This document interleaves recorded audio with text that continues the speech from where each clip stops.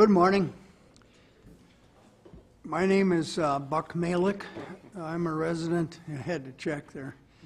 I'm a resident of the town of Hudson and the chair of the Zoning Board of Adjustment.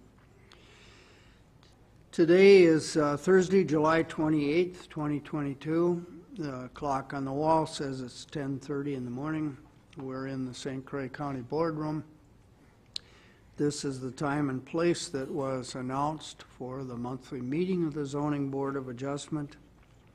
And I will therefore call the meeting to order and ask the other members of the board to try their microphones and introduce themselves, starting with you, Mr. Peterson.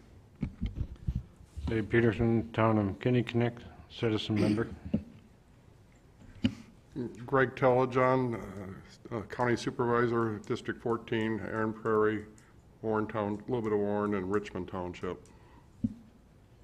Joe Miller, citizen member, Town of Hammond. Dave Nickham, citizen member, Town of Baldwin.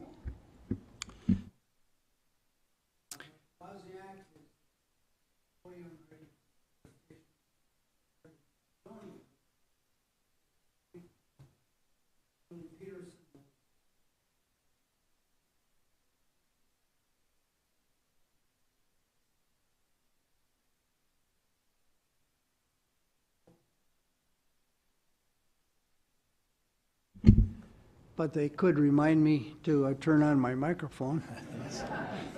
So you have Mr. Wozniak and Mrs. Peterson from the Community Development Department.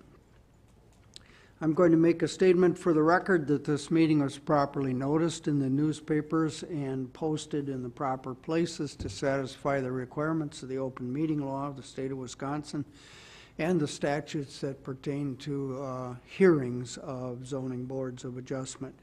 If anybody at this time has reason to think that there was a defect in the publication or posting of the notice, please speak up now. Might mention assigning to a case of testimony. Yeah, Julie made a personal announcement there. Yep. So that would have been a first if somebody found a problem with the publication, but glad to see that nobody is aware of any. We have minutes from a prior meeting. I was not present, but I will call on the board members to ask if they have any reason to change anything in those minutes that were presented to them. If not, they'll stand deemed as approved. Does any board member have a correction or adjustment to those minutes? All right, they will be deemed to be approved then. We have 4 matters to have hearings and hopefully make decisions on today. And I would propose to take them in the order in which they were published, excepting it might be that we have a lot of people for one or the other, in which case we might do a service to the members of the public who are here for one of the particular matters. So let me just ask for a show of hands. How many of you are here for the Tierney matter? Okay, and how many of you are here for the Japru matter? And for the Lockwood matter? Okay, and for the Simmons matter? Well, it was 3 for all except the Simmons, which was 4. So that's pretty close. By its nature, if we change the order of things, we're going to feed into somebody's expectations and frustrate somebody else's. So I think we'll just go through them in the order in which they are listed. Board members, any comments or anything on procedure? All right, in that event, we would be ready for the first presentation by Mr. Wozniak. I'll just let it unfold, and those of you who are here for matters other than the Tierney matter will just learn by watching how the procedure works. Go ahead, Mr. Wozniak. Very good. Good morning, Board of Adjustment members, public, and applicants.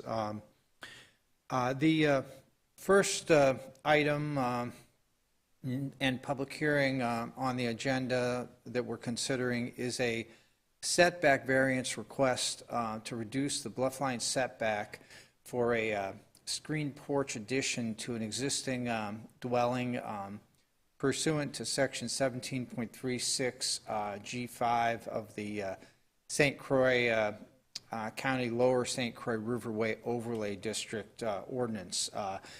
This is the applicants, Tom and Paula Tierney, own this property located in the town of St. Joseph. And I would note that the property in question is at 1254 Highway 35 North, and it's located in Section 35 in the town of St. Joseph. This is just a bit south of the bridge, the new bridge I'll call it, although it's not so new now. And again, it's located in the Lower St. Croix Riverway Overlay Rural Residential Zone. And the request, as I stated, is for a screen porch, to add a 320 square foot screen porch to an existing dwelling.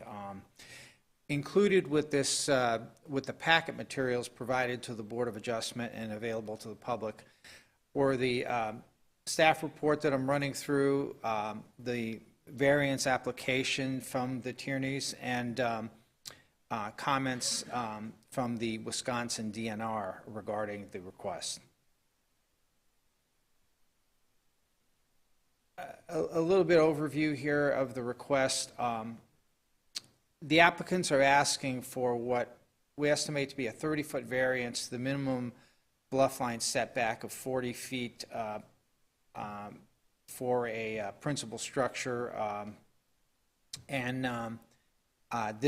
the porch would be an addition to the dwelling, and also subject to that same setback. The applicants are proposing to add the screen porch, 320 square feet, to an existing dwelling.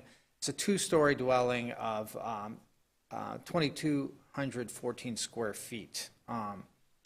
And it also, I would note, has an existing patio area on the river side of the dwelling, as we'll see when I pull up some graphics.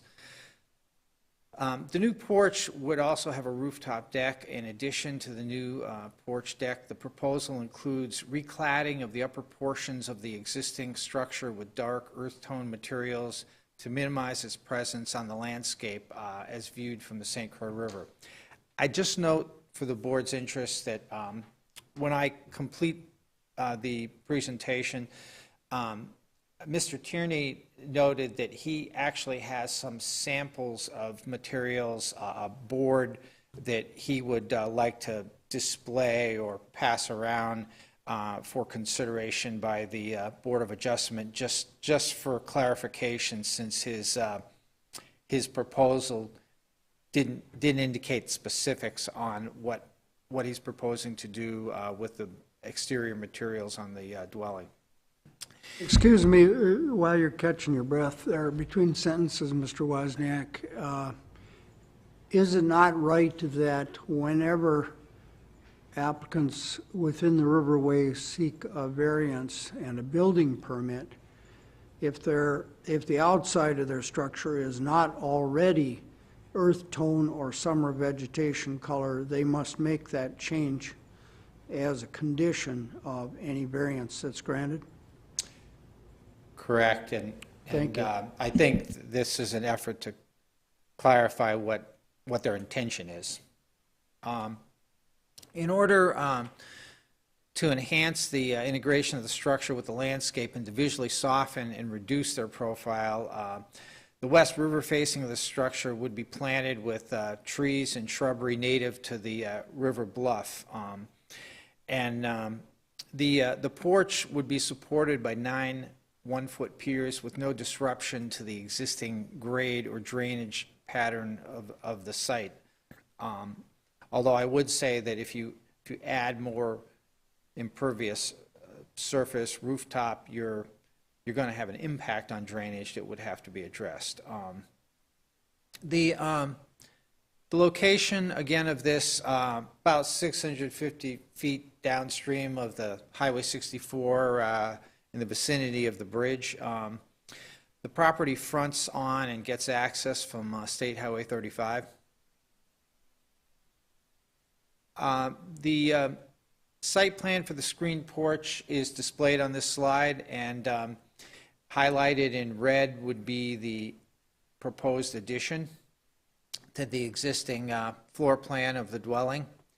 The bluff line of the slope is identified with a dotted line running along. If you see, you can pick up my cursor here, that indicates slopes greater than 12%, which would be to the below that line on this slide.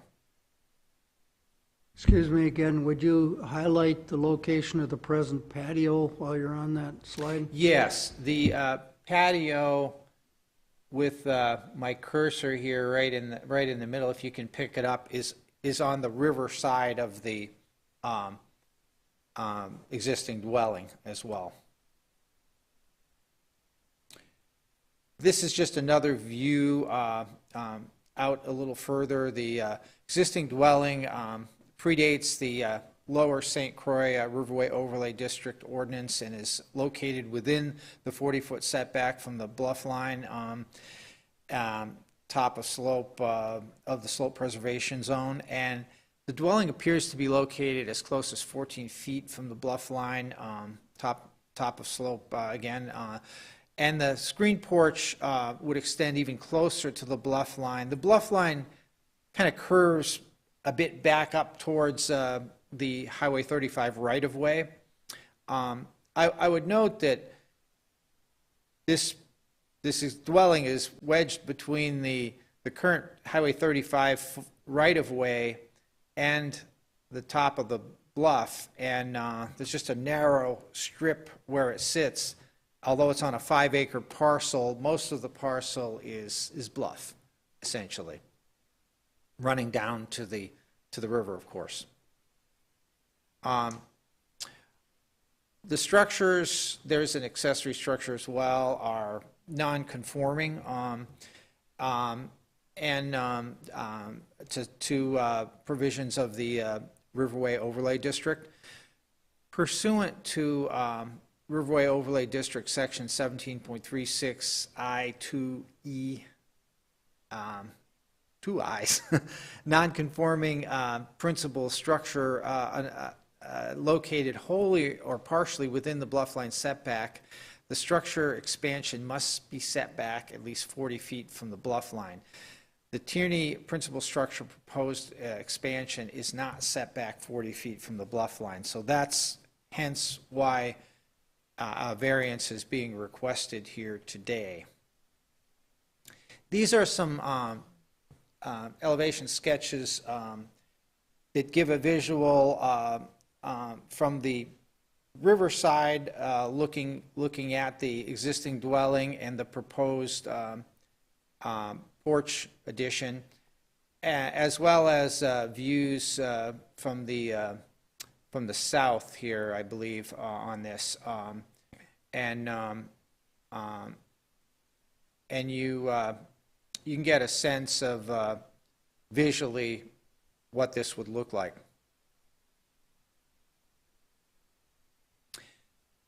The Tierneys included with their application a cross-section visual impact analysis, and what that visual impact would be of the structure from 250 feet from the ordinary high water mark. I'll note that the slope is very steep, and so I was able to get down to the shoreline with Mr. Tierney, and because of the steepness, it's not visible from the shoreline. What the analysis would suggest is it would be visible or could be visible from the 250 feet out. There happens to be tree cover, existing tree cover that screens the existing dwelling, and would likely screen the existing proposed porch location from the river. However, the analysis, which doesn't take into account the vegetation, suggests that anything up from basically the foundation could be visible from that 250 feet out in the river. The application included some photographs taken in winter, approximately 300 feet out in the river, and it gives an indication of that heavy tree cover that I alluded to. Views from downriver and upriver, again, illustrate the tree cover. And also included in the presentation, we included this slide that provides a copy of a landscape plan that the applicants are, I've noted that they are attempting to remove invasive vegetation, namely buckthorn, and intend to implement and maybe partially have implemented a landscape plan for the upper part of the bluff below where the dwelling is located. I'd note that we have not received comment from the town of St. Joseph regarding this application. It's our understanding they did act to approve a variance to the front yard setback because the town of St. Joe handles the general zoning for their town now. That would have been required to allow this to move forward. We haven't received any comment from DOT. It's not a change of use, and the driveway access isn't being changed, so we wouldn't necessarily have expected any comment from DOT on this. Wisconsin DNR, I would clarify, when this report was done, we were still waiting for to receive a letter, which we subsequently received from Mr. Wenholz. I think that was included with the packet materials, a letter dated, I believe, July 21st, 2022. And basically what it clarifies is that Mr. Wenholz and on behalf of the DNR has indicated doesn't believe that the criteria, all the criteria have been met to qualify for a variance. And if there's any specific questions about, I did have a lengthy conversation with Mr. Wenholz, and I can further clarify if the board wishes me to do so. But you've seen the letter, and you can relook at it if you feel you need to. The Board of Adjustment actions, you can approve the request, you can deny the request, or you could table and postpone the decision to absorb information gathered and request additional information. I just want to focus on the applicable statutes and criteria.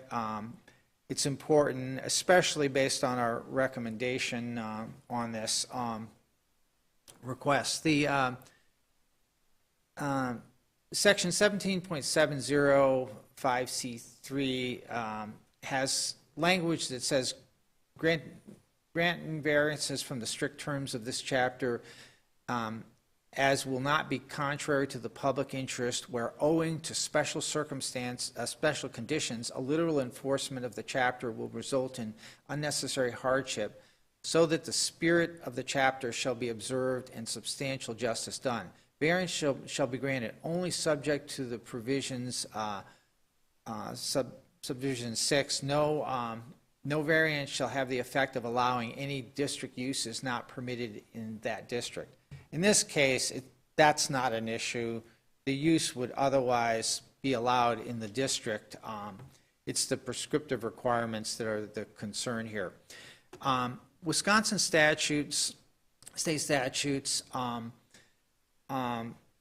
authorize upon appeal in specific cases variances from the terms of the ordinance that will not be contrary to the public interest, where owing to special conditions, a literal enforcement of the provisions of the ordinance will result in unnecessary hardship, and so that the spirit of the ordinance shall be observed and substantial justice done.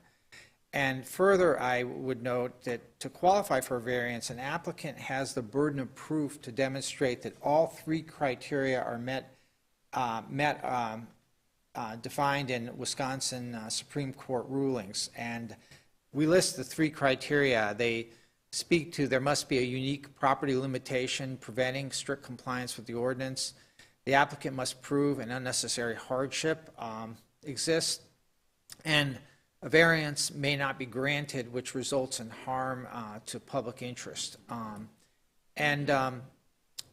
further note that we establish in our section 17.70 the criteria I've listed with the bullet points here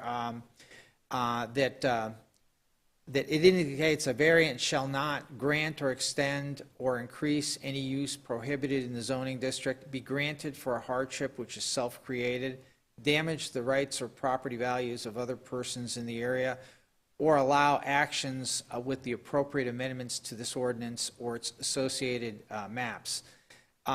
Allow any alteration of a historic structure, including its use, which would preclude its continued designation as a historic structure. And lastly, I'd note on this slide that section 17.706F of the ordinance states that in granting of a variance, the Board of Adjustment may prescribe appropriate conditions and safeguards which are in conformity with the purpose of the chapter. Violations of such conditions and safeguards when made a part of the terms under which the variance is granted shall be deemed a violation of the chapter.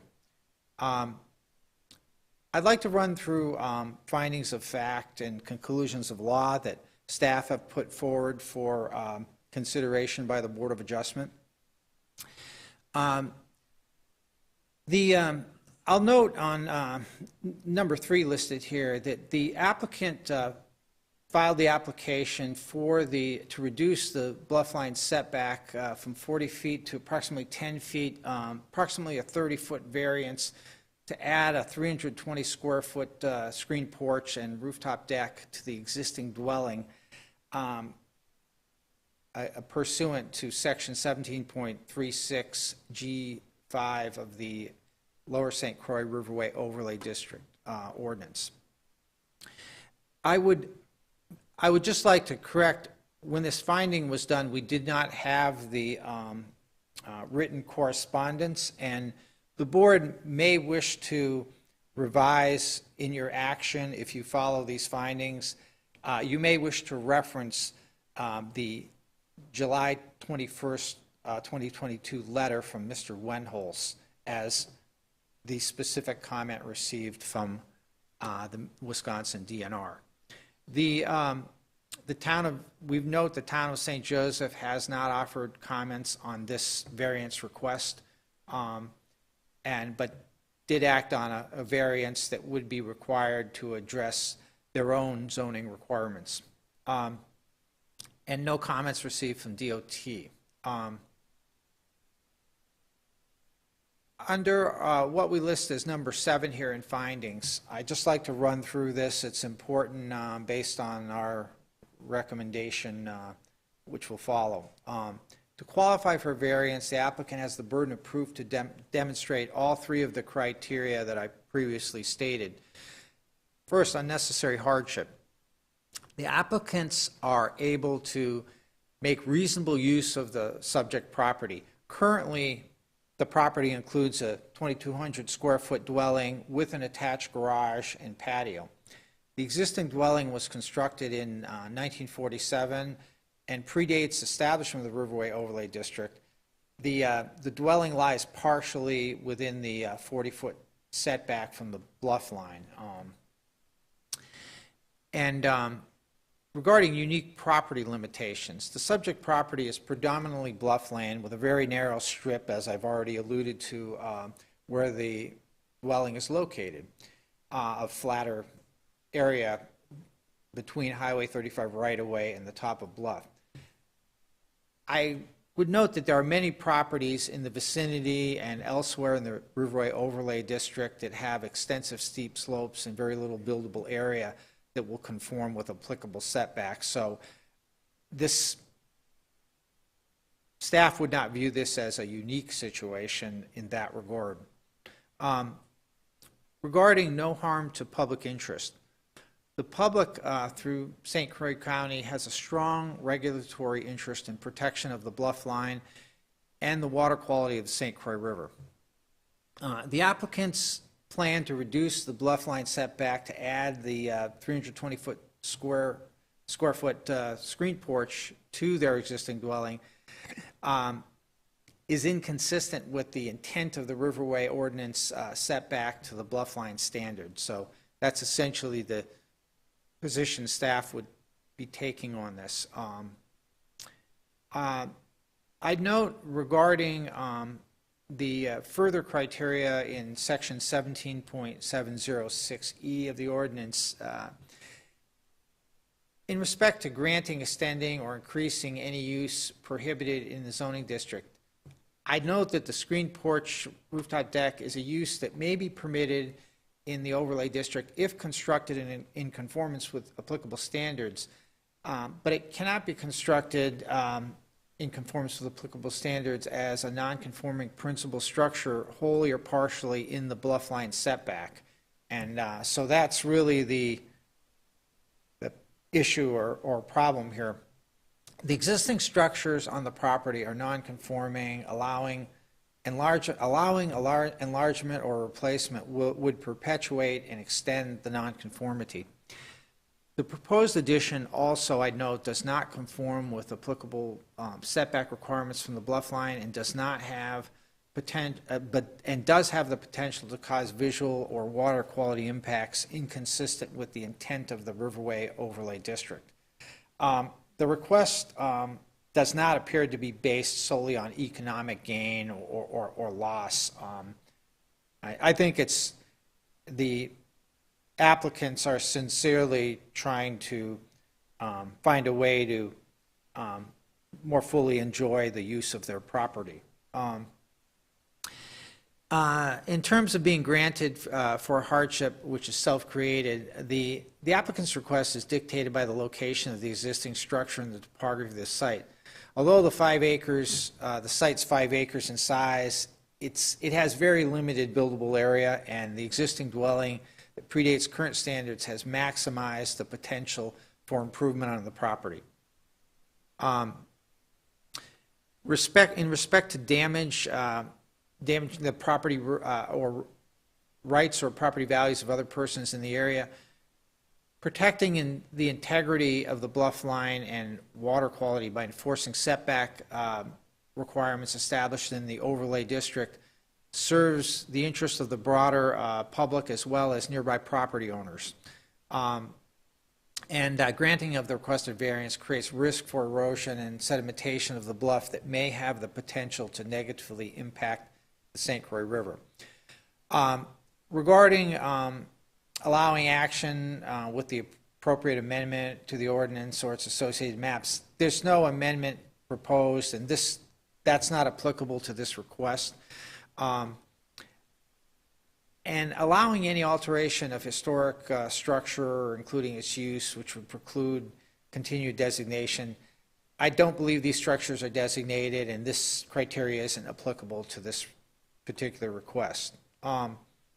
Finally, staff recommendation. Based on the findings of fact and conclusions of law, the variance does not meet all 3 applicable statutory criteria or the applicable criteria set forth in section 17.706E of the ordinance to grant a variance. Therefore, staff recommend denial of the variance to reduce the bluff line setback to 10 feet with a 30-foot variance. to add the proposed 320 square foot screened-in porch and rooftop deck to an existing dwelling, again pursuant to section 17.36 G5 of the Lower St. Croix Riverway Overlay District. Staff is available to answer any questions. I would note that Mr. Tierney and his wife are here today, and certainly I think would like to speak on their behalf. And I did note that they have some building examples of building materials that would address the earth tone color requirements in the Riverway Overlay District. Before other board members may have questions, or we call on the Tierneys to make their case or reinforce their case, is it the staff's position that the primary reason for protecting the bluff lines is erosion and sedimentation, as you say on page 24? Yes, and I would note, I mean, that's either visual impacts, potential visual impacts, or erosion, sedimentation concerns are typically the primary concerns if someone wants to build closer to the bluff line. The other side of this, in my conversation with Mike Wentholz with DNR, which we are required to refer the variance for comment, and also sometimes seek input in terms of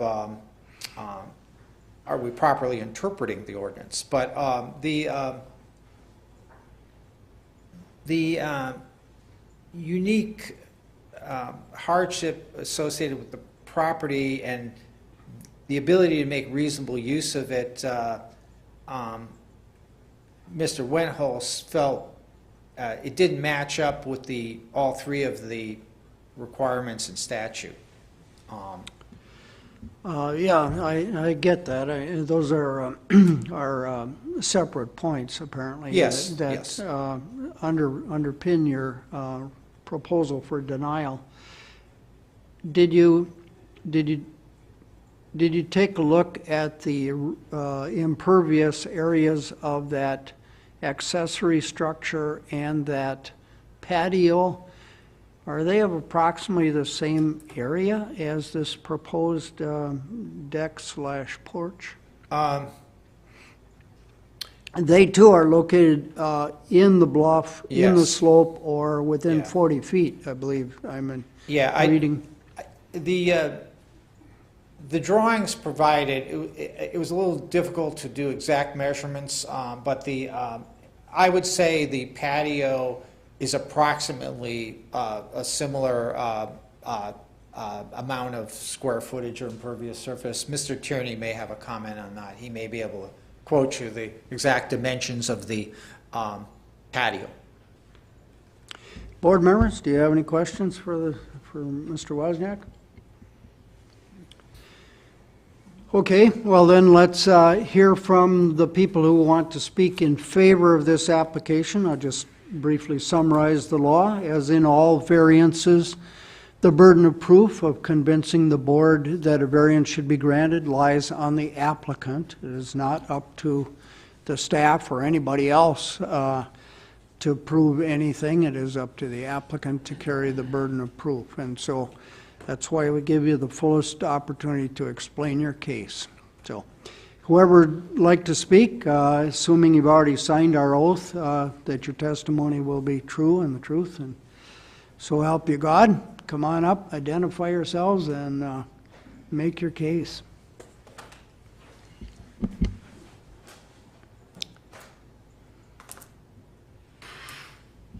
Okay, thank you so much for seeing us today and hearing out. I just wrote a note to myself, and the first thing I wanted to say is, Mike, did a great job, and I thoroughly enjoyed working with all his people. And I want to talk a little bit more. Dick will talk about the variances and Who are you, sir? I'm Tom Tierney, I'm sorry. Very good. Thank you. And I'm the owner of the property. And Dick Gilliard is my friend and architect. When I purchased the property, I immediately called him and said, what can we do with this house? And thereabouts we started to make a plan. But when a little history on me, I retired a year ago. I sold my business and was looking for something to do. And my son, who is a friend of Gordy or Dale Handevitt, owned the property for some 20 years, and he lives next door to my son now. And he mentioned to him that he was going to sell his property, and so, and he didn't want to go through the realtor, he just wanted X amount for it. And so my wife and I came over one day and looked at it, and I had just retired, so I had a little bit of money, and I sold my business and had a little bit of money, and I said, geez, why don't we take this on as a project, honey? And so anyway, that's how it started. But I really fell in love with the site. It's a beautiful site. It has a walkway down to it. It's fairly steep, but it's unique, and it has a road that actually goes down to the beach. And so the gentleman, Gordy, had an old Ford truck or small car that we used to go down and saw the beach and fell in love with the whole property. The site was phenomenal. The house is a completely different story because nothing's been done to it for many, many, many years. Gordy lived there for about 20 years. But I wanted to, talk a little bit about the process and mostly compliment your people. And I started out 11 months ago talking with Ann. Ann left, and then she introduced me to Tammy. Tammy left, and then I was introduced to Ben, and Ben left, and now I'm, working with Mike. And I have to say, all of these people were phenomenal. They were encouraging. They never mentioned that, it's going to be a real issue. They helped me. Tammy suggested that I have a shed that's on one side of the property, and she suggested, well, if we took that shed away, that would discount the porch, and Dick will address those issues, but it does. It cuts down the actual surface area significantly, and I guess we were looking at all kinds of ways to make this happen, and they were all just phenomenal. And I have no problems at all. I have a little trouble with, it was only, 2 months ago that Mike and I got together, and he had thrown out hey, this could be a problem, and that in 11 months of doing with this, there was never an issue of a problem. It was all a support, and his comments were well taken. I think, hey, this is you're going against the 40-foot thing, and that could be a concern. That's a hard variance to get around, and that's the first time I had heard it in 9 months. And I called back. I said to him, Mike, geez, I've been working with your people, and there's never been anything about that this is going to be a struggle. And in fact, they went out of their ways. Ben came over and surveyed the trees and told me which trees I could cut down. Very, very supportive. And so it was a disappointment when I got the letter the other day that they weren't supporting the variance, because I thought for sure they were. We went to the effort of, and Dick will address some of this, but landscaping, I've already put in 12 white pine, which on each side of the house, which will, my thought was bring this back to where it was before logging and make this a beautiful site. I put in 12 pine, I put in 25 different native shrubs. I hired a landscape outback nursery to put together the plan. He came out and identified all the native plants, so I wouldn't be taking any of them up.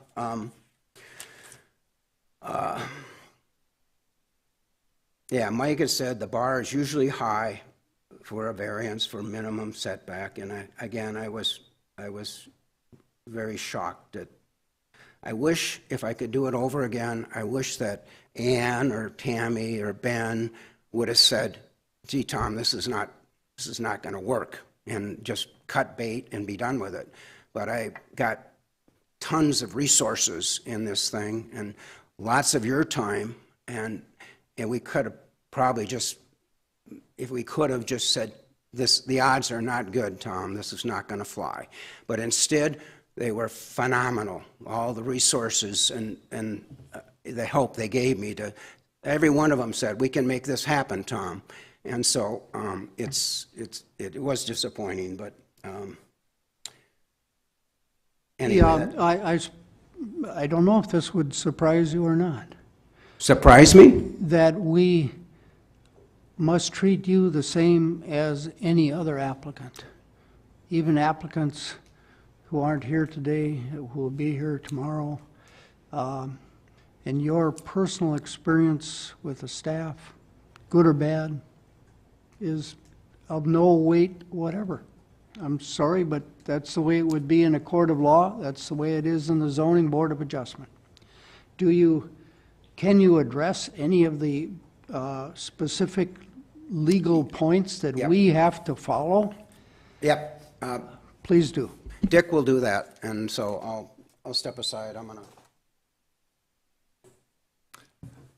Thank you very much for hearing this proposal this morning. My name is Richard Gilliard. I'm a registered architect, and I've been working with Tom on this for about the past year. I want to say that I'm very much in support of all of the criteria, the principles, and objectives of the Lower St. Croix overlay district, preserving the beauty of the valley is really paramount, and I wouldn't be involved in this project if I didn't think that the proposal we're making is consistent with that, and so I'll try to tell you why I believe that.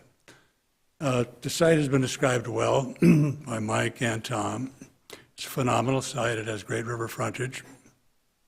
But as you can tell from, I don't know, Tom, if you brought that map up there as well. Why don't you bring that up? Everything about the only buildable portion of the site was utilized by the original builders when they built. And That map is one of the Oh, exhibits okay, that yeah. was submitted in your application, Right, and we've looked at it in our homework. Okay, Thank the you. only buildable portion, when you look at the contours, is where they built the original building. And everything about the existing structure, except a small portion of the garage, the footprint of the house is 1,200, of the structure is 1,200 square feet. 400 of that is the garage, and you'll notice that it's notched back from the house. Only a portion of the garage is really outside of the setback. The entire house is in the structure within the setback distance. We believed in going into this that we could make a small addition that would really be unseen from the river valley, and we believe the photos demonstrate that it cannot be seen. It's 1/2 the height of the existing building, and on the south end, it's covered by tree cover. The existing building is fairly has prominence on the skyline. It can be seen from the bridge. It can be seen from the river, and we're doing a lot, I think, to soften that, the presence of that structure on the landscape. We're changing the roofing from a light material to the darker one on the board. We're getting rid of all the white window frames, putting in totally new windows with non-reflective glass, low E glass, totally non-reflective. We're darkening all of the siding to a much darker, near black siding. And then the landscaping that Tom described will also lessen the impact of the building on the landscape.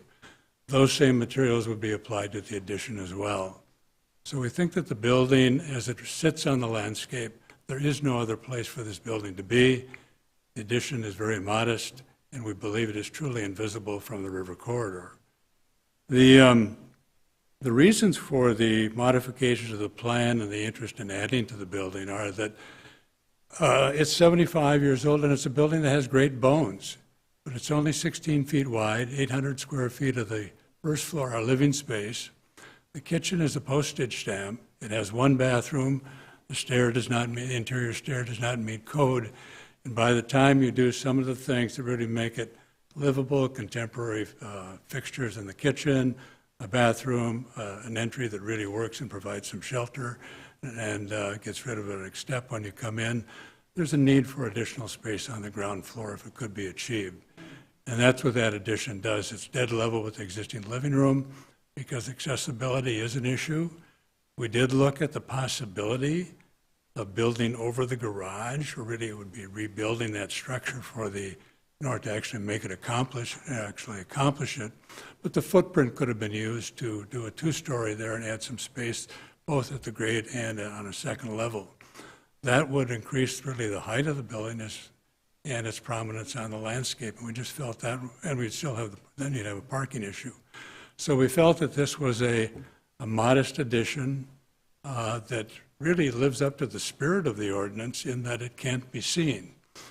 We're saying that the structure of this, floating on a handful of piers, really will provide or present no disturbance to the contours, and has been suggested we will need and have already diagrammed a stormwater management plan, which we would submit for approval as well. So I think, those are the highlights of our work to date. We wouldn't have continued, I wouldn't have continued if I didn't believe it addressed the principles of the Riverway overlay ordinance.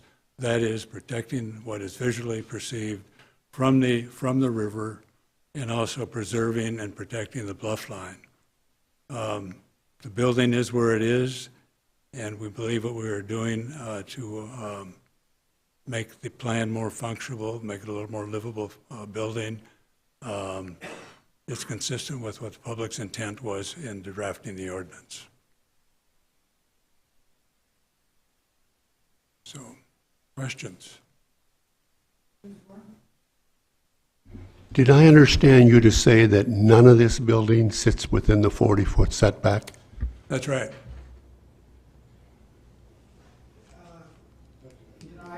I don't think that's correct. I think it, from the top,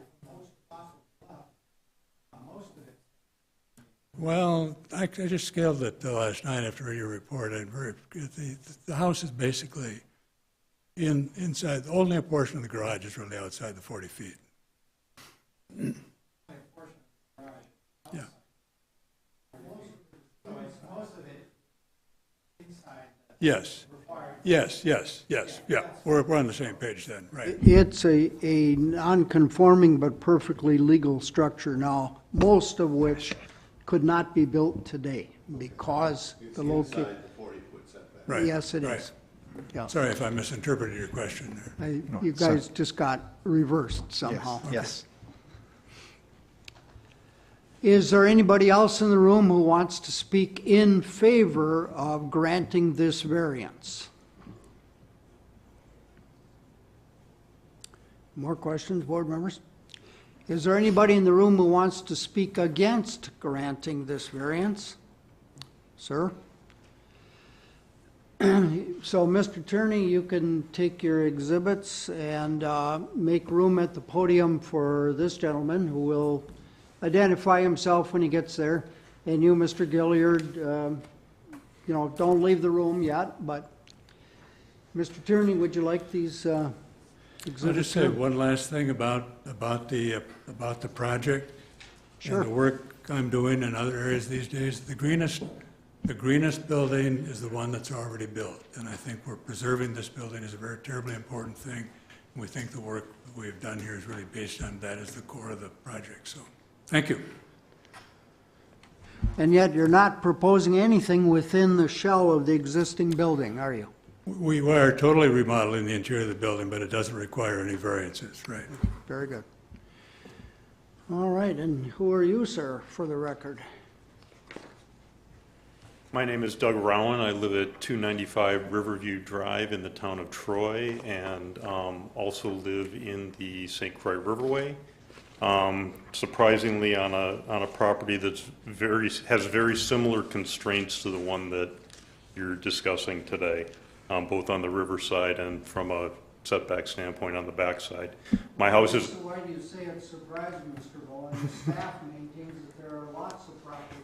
and there are, most of my neighbors are in the same situation, so I was just maybe struck by the similarity is maybe a better comment.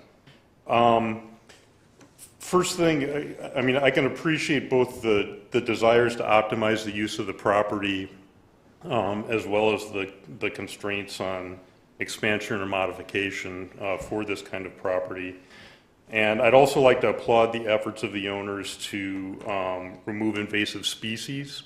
They mentioned that in their application. That is a massive task and an ongoing task, so I really want to just acknowledge that no matter how the board decides on this application.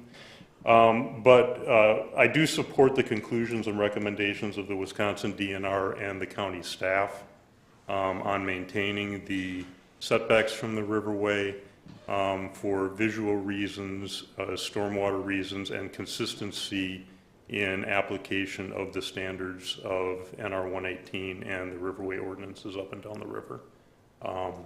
I understand the desires from the applicant, but agree with the recommendations that have been presented by the DNR and staff. Thank you. Questions for Mr. Owen, board members? No. Thank you. Anybody else in the room who would like to speak for, against, or in any other way to help the board to reach the best possible decision on this variance application? I see none. You have any other exhibits or testimony to give Mr. Wozniak? No, unless the board has any other questions for staff. Does the board?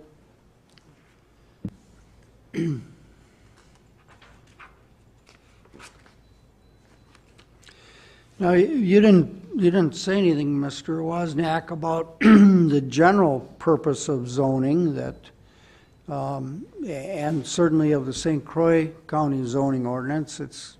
Isn't it understood that in general we are in favor of economic development and of letting property owners do what they want on their properties? Is that not entitled to some consideration Making there? reasonable use of land for uses that are allowed within the district it's located in would generally be the intent and purpose of the zoning, as well as protecting the public health, safety, and welfare.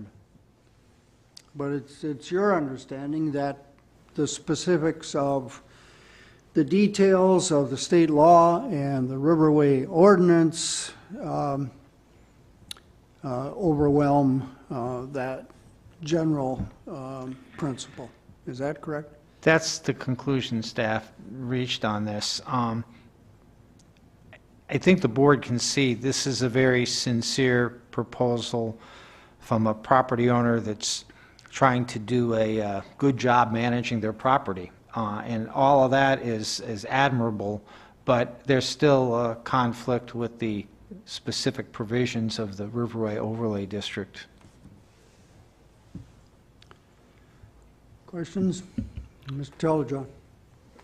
If this wasn't a square or rectangular footprint, there was that southwest corner was cut off, and would that be allowed if it was still the same distance as the base property from the bluff line? Just an idea. I'm just wondering if it would be more permissible. Yeah, it's there's a variety of factors that come into play with this. You know, you have the potential visual impact from the river, as well as any heightened concern for erosion, sedimentation issues. Were to be approved by the board, there would likely be a follow-up land use permit that would specifically address stormwater management. So those issues, are maybe another tier of detail. But there's more than one factor. If there was more room to work with, the short answer is if there was more room to work with on the site, that would certainly help the applicant's cause.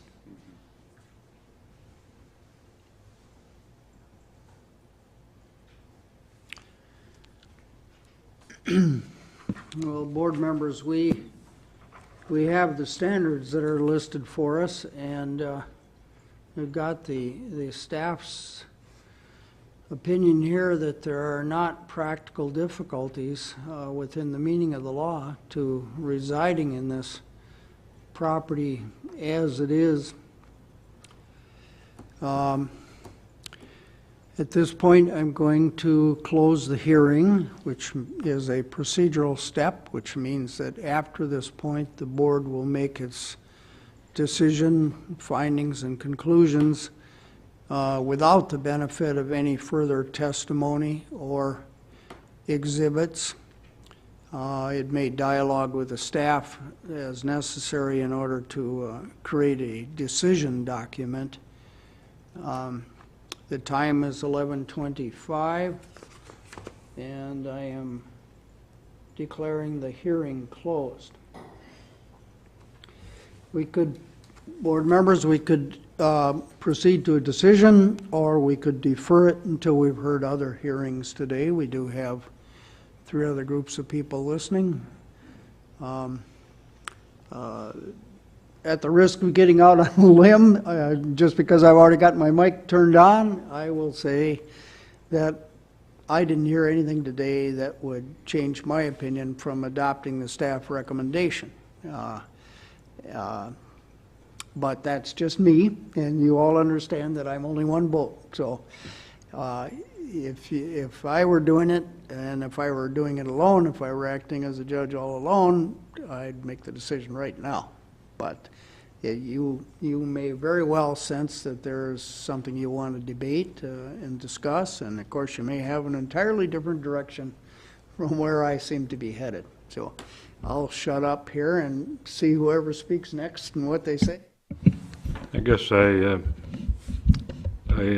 can't find justification in my mind to override the ordinances, so I guess nothing would change my mind, essentially.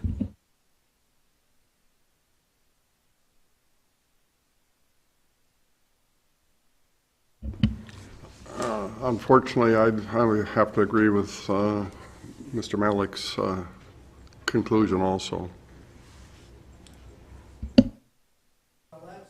It's 3 of us, so why don't we proceed to a decision now then, if we can, and we'll see where the debate might go. But somebody make a motion if they're willing, and we'll see where it goes.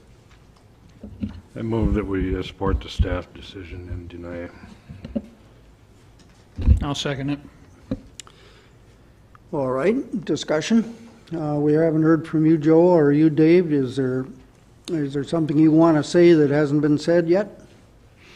Other than yes or no when it comes to voting time?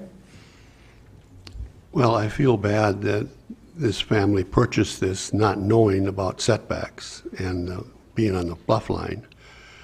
But it is what it is, and I got to agree with the DNR and the staff that they're put in there for a purpose, and it's you know, there's a reason for those rules, and I think we need to follow them. If you're talking a foot or 2 or 3 feet or something, you know, you can fudge on that, but boy, this is a lot.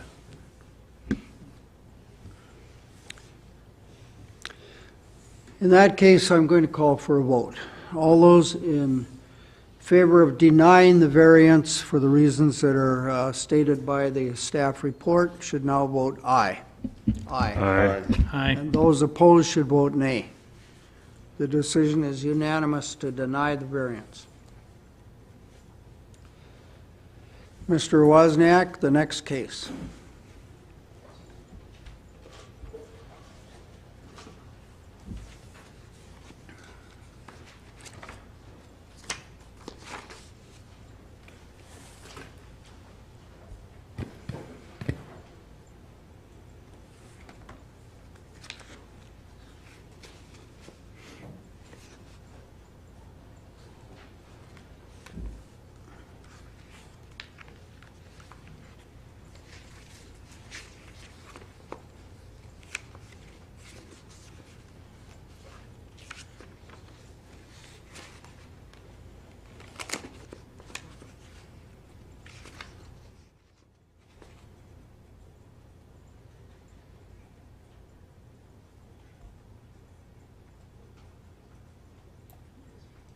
56.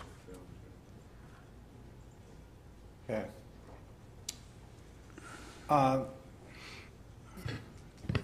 Board of Adjustment members, Mr. Chair, your next item for consideration and public hearing is a variance request from Conrad Jopru. This involves property located at 2184 60th Street in town of Somerset. It would be legally described as Lot 36 Shadow Pines First Edition, and it's located in an R2 residential zone district. And the request is for a setback, street setback variance to reduce the 50-foot street setback to 47 feet. And I'll note that along with the staff report that I'm running through, you were provided with an application, a copy of the variance application, and a copy of meeting minutes from the town of Somerset that spoke to their recommendations regarding this item. I would note that again, the applicant's requesting for a setback variance to the front yard setback. This is an after-the-fact request. Mr. Jopru has already constructed an accessory building that is substantially complete, not 100% complete. And the building was constructed prior to obtaining a building permit from the town of Somerset. Mr. Jopru is dealing with the town on that issue. And the applicant, again, constructed a 36-foot by 72-foot accessory building on his property at 2184 60th Street. Mr. Jopru had the accessory building constructed in a location not in compliance with the 50-foot setback. After review, it was constructed, as I'll show, in a slightly skewed to the right-of-way line, and so part of it is in exceeding 50 feet, and one corner of it is slightly less than 50 feet. After review with county staff, the applicant has submitted for Community Development Committee consideration. They submitted a setback waiver, and to the Board of Adjustment variance request. I'll note that the Community Development Committee met on the 26th, Tuesday, and did approve the setback waiver. This was a plat located in a plat, and let me just show this on the next slide, that stipulated a 100-foot, a pre-2006 plat, actually from 2002, I believe, that stipulated a 100-foot setback requirement. There's a procedure to request a waiver from that requirement that requires a correction instrument to be filed on the property to essentially change the 100-foot requirement to 50 feet. Again, the board, the Community Development Committee did approve that for the board's interest, and Mr. Jopru was required to follow up by having a registered land surveyor prepare the required correction instrument and have it filed with the Register of Deeds office. And it was stipulated that he has to have that done within 90 days of the Community Development Committee's action. I just note on this drawing that 60th Street is centered in a 66-foot right-of-way. Essentially, what that means is from the center line, 83 feet back is where the building is supposed to be located. And when Mr. Jopru moved forward with this, he has indicated he had a misunderstanding that there was the building would have to be set back 80 feet rather than the 83 feet that is 33 feet to the right-of-way and then another 50 feet to meet the 50-foot setback. Just an aerial view of the property. I'll note Mr. Jopru owns 2 lots.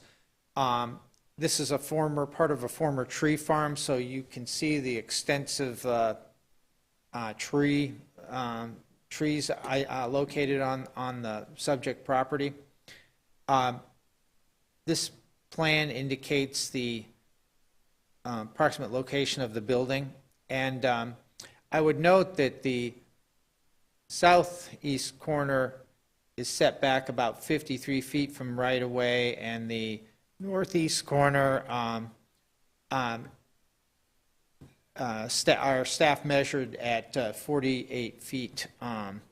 And the reason for the variance being requested to 47 is there was an earlier measurement from building inspector with all Croix building inspections, and they determined 47, so just to be certain that a variance request, if approved, would address the location of the building, it was requested that the variance be for essentially 3 feet from the required 50-foot to allow the structure to remain where it is. Excuse me, Mr. Wozniak. Yes. Was the house built with the 100-foot setback or the 50? The house would comply, but you're probably noticing another accessory building that appears to fall within what the 100 would be. And to be honest, that is a building that was not subject to a county permit, and it was addressed through the town. And the action by the Community Development Committee to reduce that setback requirement from 100 to 50 does clean up that situation as well. Was that built by a prior owner? I believe it was built by the current owner. Mr. Jopru can confirm, but it's my understanding he had the building built. So he's now built 2 buildings that were not subject to the one that were set back less than 100 feet? Yeah, the applicant could better explain the history of the other building. He had a variety of interactions with the town's building inspector, and I don't think I'm prepared to speak to what direction he was given in terms of why that other building was put where it was put.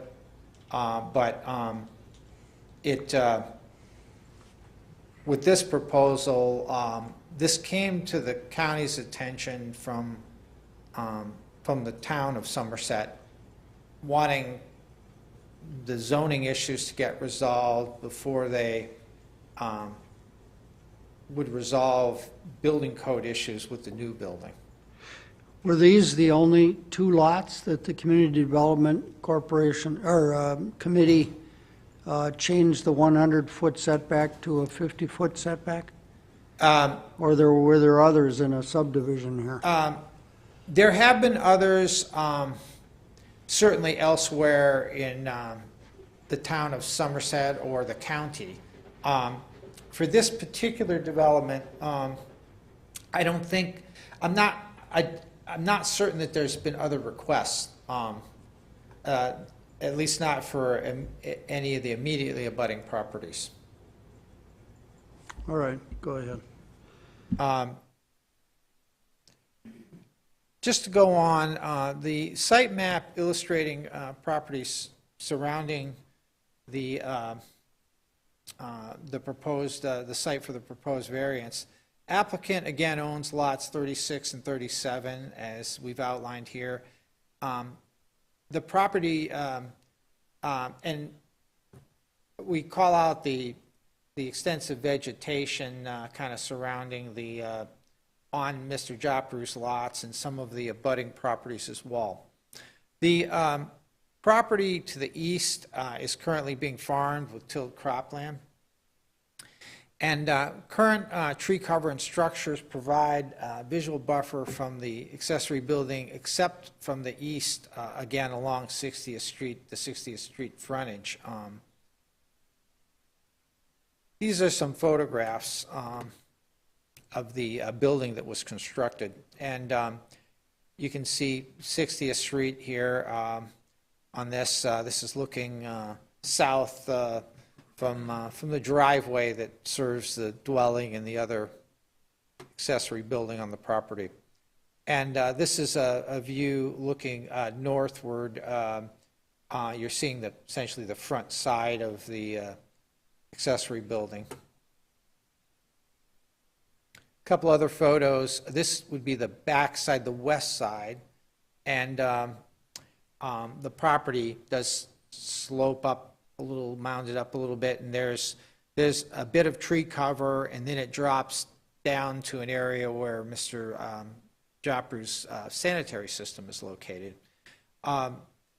This would be the south side of the structure. And I would note, didn't really emphasize this in the staff report, but I would note that the town was addressing a secondary access issue, that they were concerned that a driveway was being established to serve the south side of the building. And Mr. Jopru has indicated that that was just temporary to provide for site work and building materials, and that is being eliminated. Issues pertaining to the request. Construction of the building was started in June 2021. Pardon me, this slide is incorrect. June 19th, 2021. The building, again, is substantially complete. The town's waiting to resolve the building code compliance issues until the applicant has addressed zoning compliance with respect to the setback from the 60th Street right-of-way. The applicant's project was initiated when operations and public interaction due to COVID-19 were somewhat impacted. He has used that as a sort of a point in terms of, in part, why he moved forward, and why there may not have been the communication with the county that would normally be expected or required. Various site factors support the... Excuse me again. Yes. Did you mean communication with the county, or did you mean communication with the town building inspector and the town officials? Let me put it this way. He had communications with the town and with all Croix. At least that's how Mr. Jopru has represented it to the county. Oftentimes, what happens when there's zoning questions, if a building permit application is submitted to the town, and in this case reviewed by all Croix, they oftentimes follow up with the county and indicate to ask to confirm what requirements are applicable. For some reason, I've seen on this property that didn't seem to happen with the other building, and it happened late in the process with this building, where the communications with the county did begin last year, but after the building was started, is what our record indicates. The applicants indicated in his request, and I would also say in what staff has observed, that various site factors support the applicant's choice of the location for the accessory building, notwithstanding the fact that you had a 100-foot requirement stipulated in the plat and a 50-foot requirement in the zoning ordinance. But existing tree cover, topography, and existing drainage easement that showed on the plat that I previously displayed and is further west on the respective lots, 36 and 37, and location of the sanitary system for the that serves the dwelling are issues associated with the property that may, some of which may constitute hardship. In terms of review, I did include with this packet Town of Somerset minutes with their comments. Essentially, they did recommend approval of both the setback waiver that was considered by the Community Development Committee and the variance to be considered by the board here. They recommended that a double row of pine trees be planted between the building and the 60th Street right-of-way to provide screening as they mature, given its location slightly closer than what would be allowed under current zoning, at least at one end of the building.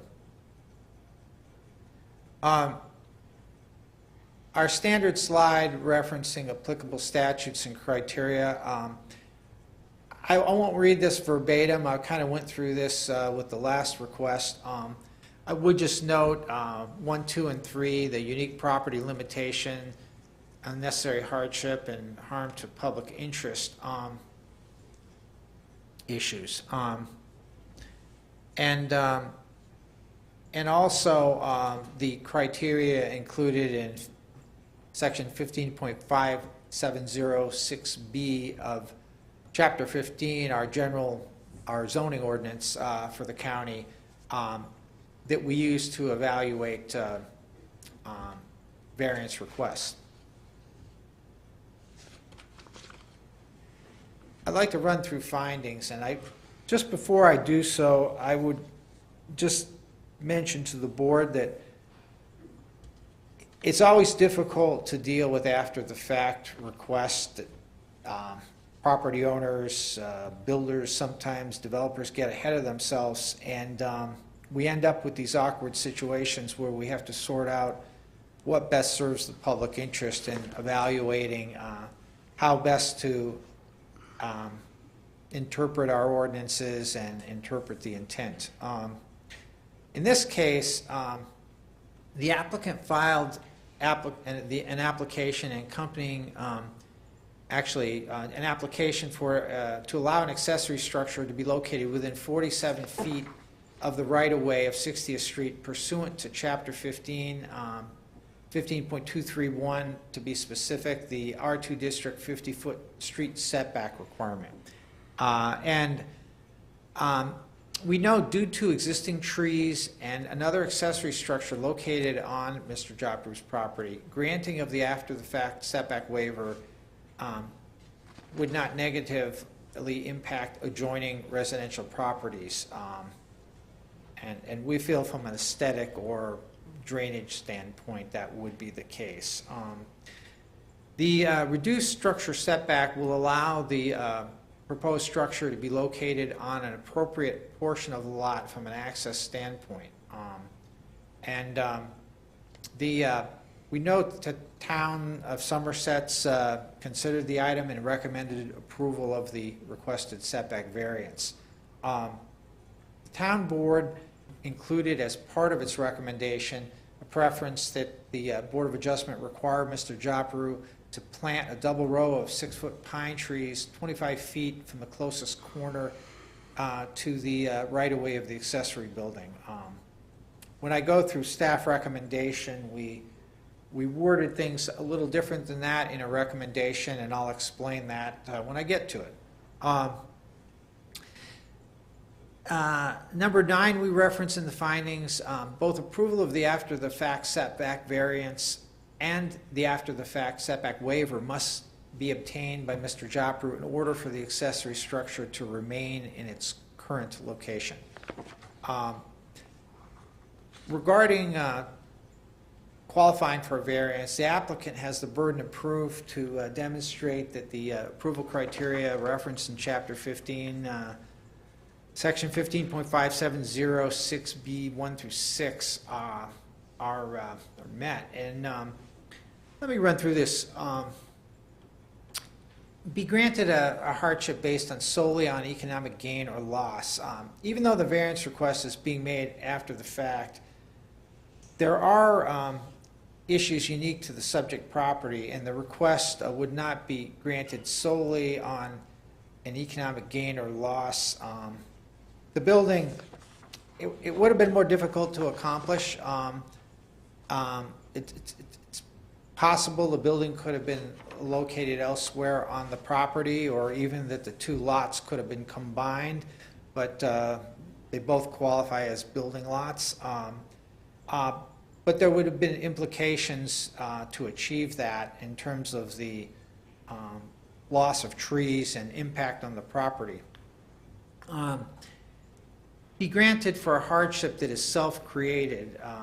Well, although the applicant did proceed with constructing the accessory building prior to obtaining necessary approvals from the county and the town of Somerset, staff, and it was different, this was a hard one to evaluate, but it does appear that circumstances that led to some confusion and misunderstanding on the part of the applicant existed. I can't go too far down that path because the county was consulted late in the process on this after things got going, but as it's been represented by Mr. Jopru, it appears there was some basis for confusion and misunderstanding. Damage the rights or property values of other persons in the area. Well, the location of the existing tree cover combined with the house and additional screening that may be provided if this is approved to be planted along the 60th Street frontage would effectively mitigate any negative aesthetic impacts of the accessory building being slightly within the required 50-foot right-of-way. In terms of allowing any alteration of historic structure, there isn't any alteration of historic structure. This doesn't really come into play. Allowing in any district use is not permitted in that district. Again, this use would otherwise be permitted if it was in conformance with applicable prescriptive requirements like setback. And lastly, otherwise violate Wisconsin law. I think the main issue here is Mr. Jopru has to get his issues with zoning addressed, and so he can get his building permit finalized and get consistent with the town's requirements in terms of their responsibilities to administering the building code.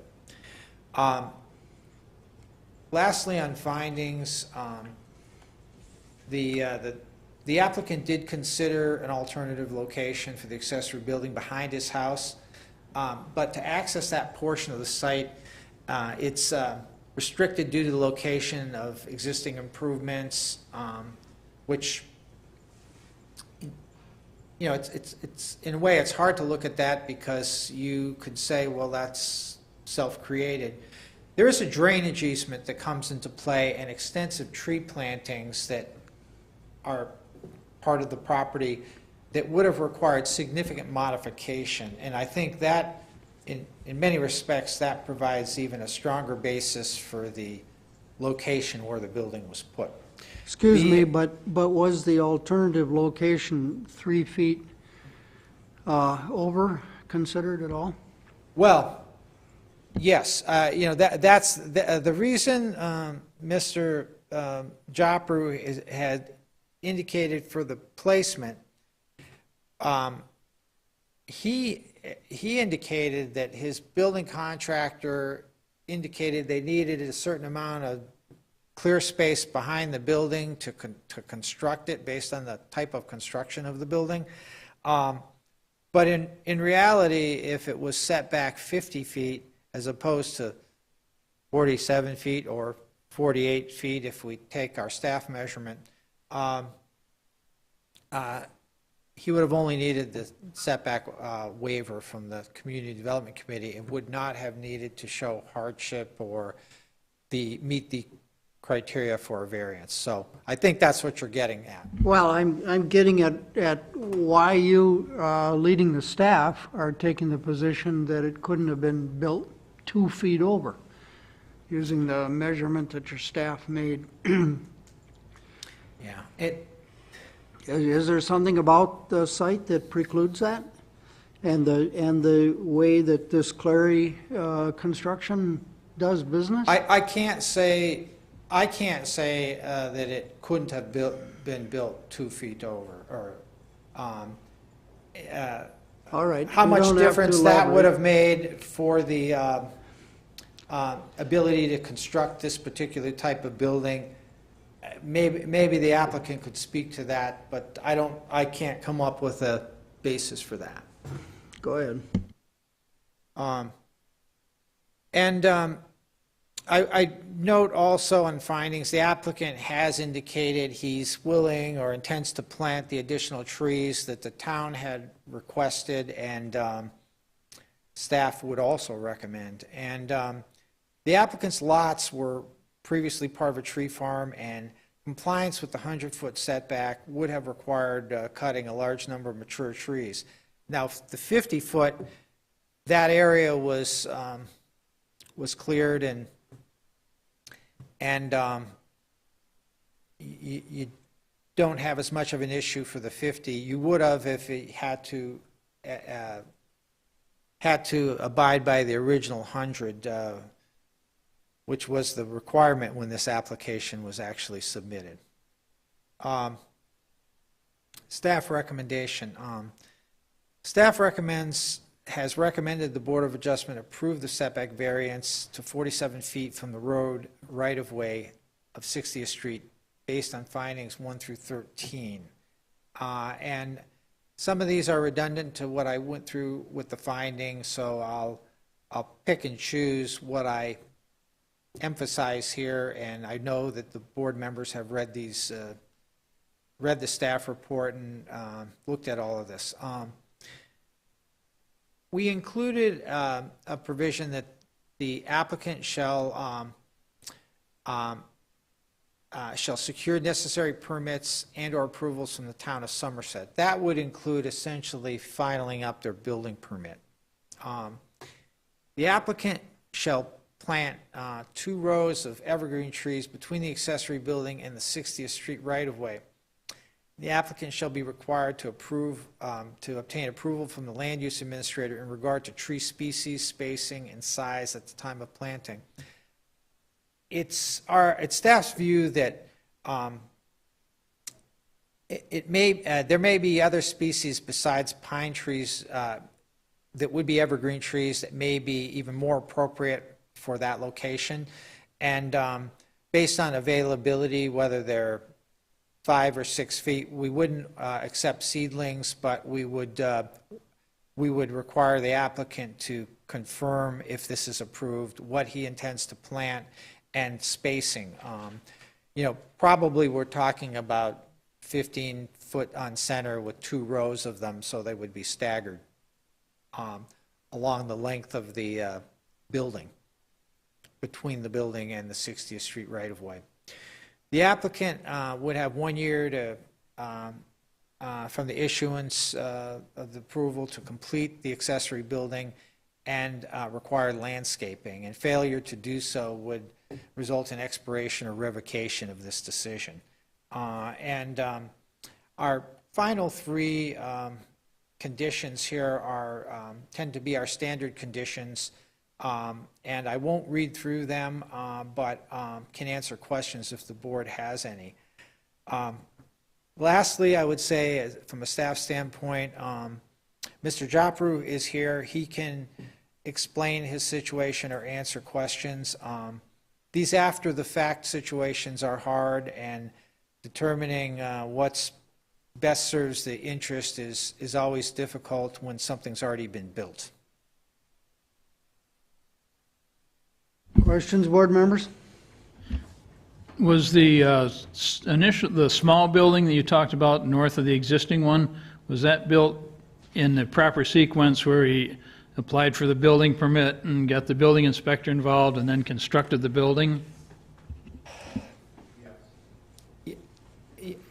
Yeah, that's my understanding from what Mr. Jopru had told me, and he can speak to that when you give him the opportunity. And the direction on the setback was provided by the town or their building inspector, as opposed to consultation with the county on that one, as far as I understand. Just for the record, is it not normal procedure, you do not start building till you have a signed building permit in hand? That's correct. The county doesn't administer the building code, but I have a lot of past experience overseeing building code, so yes. I'd like to test my understanding of why we have highway setbacks. It seems to me that there are 4 reasons, and maybe there are more, or maybe there are less. One is, 2 of them relate to traffic and accidents. One is that buildings that are close to a building are more likely to be hit by vehicles that leave the roadway, or that lose a wheel, or something comes off of the vehicle, flies off a trailer, and then ends up hitting a structure. The other aspect of the relationship with traffic on a road is that comes from the property and gets in front of the vehicles, like dogs running out of yards or children following baseballs and stuff like that. So there are those 2 sides of the closeness of buildings to the center line of right-of-ways that affect safety. The third reason that occurs to me is the possibility of future road expansion. I have lived long enough now to see roads that I never thought would be widened that do become widened, and when they are, the public body that's widening the road, town in the case of a town road, county in case of a county road, state in case of a state road, they are required to pay the landowner for the property that they take using their public domain authority. And so when buildings are within the area that a jurisdiction wishes to widen its road, the jurisdiction must pay the property owner for the property they take, and then demolish or whatever they do with it to build their new road. So there's that cost to the public of future road expansion. I suppose and the fourth is more or less aesthetic. Some communities decide that they want to have certain kinds of views, boulevard views or other things. They perceive it to be prettier or in some way more desirable to have wider setbacks from their roads. Now, I suppose that in theory, a property owner like this one who has built too close might file some sort of document that would hold harmless motorists in the event of accidents that are related to his building corner encroaching 3 feet too close. He might file some kind of a document that our corporation council could okay that would hold the town, the county, and even the state, if this path of 60th Street sometime became a really major thoroughfare, could hold them harmless from having to pay the person who owns his property at the time that happens. but I've never seen or heard of that being done. It would seem to be really cumbersome, and there'd be big legal fees creating a document for the first time and having it approved. Am I missing some of the reasons for street The only other setbacks? thing I might identify as sight lines, particularly at corner properties, but, you know, to a degree, you set buildings back a reasonable distance so that people exiting driveways can be seen, that motorists driving along the road, you know, can see pedestrians or vehicles.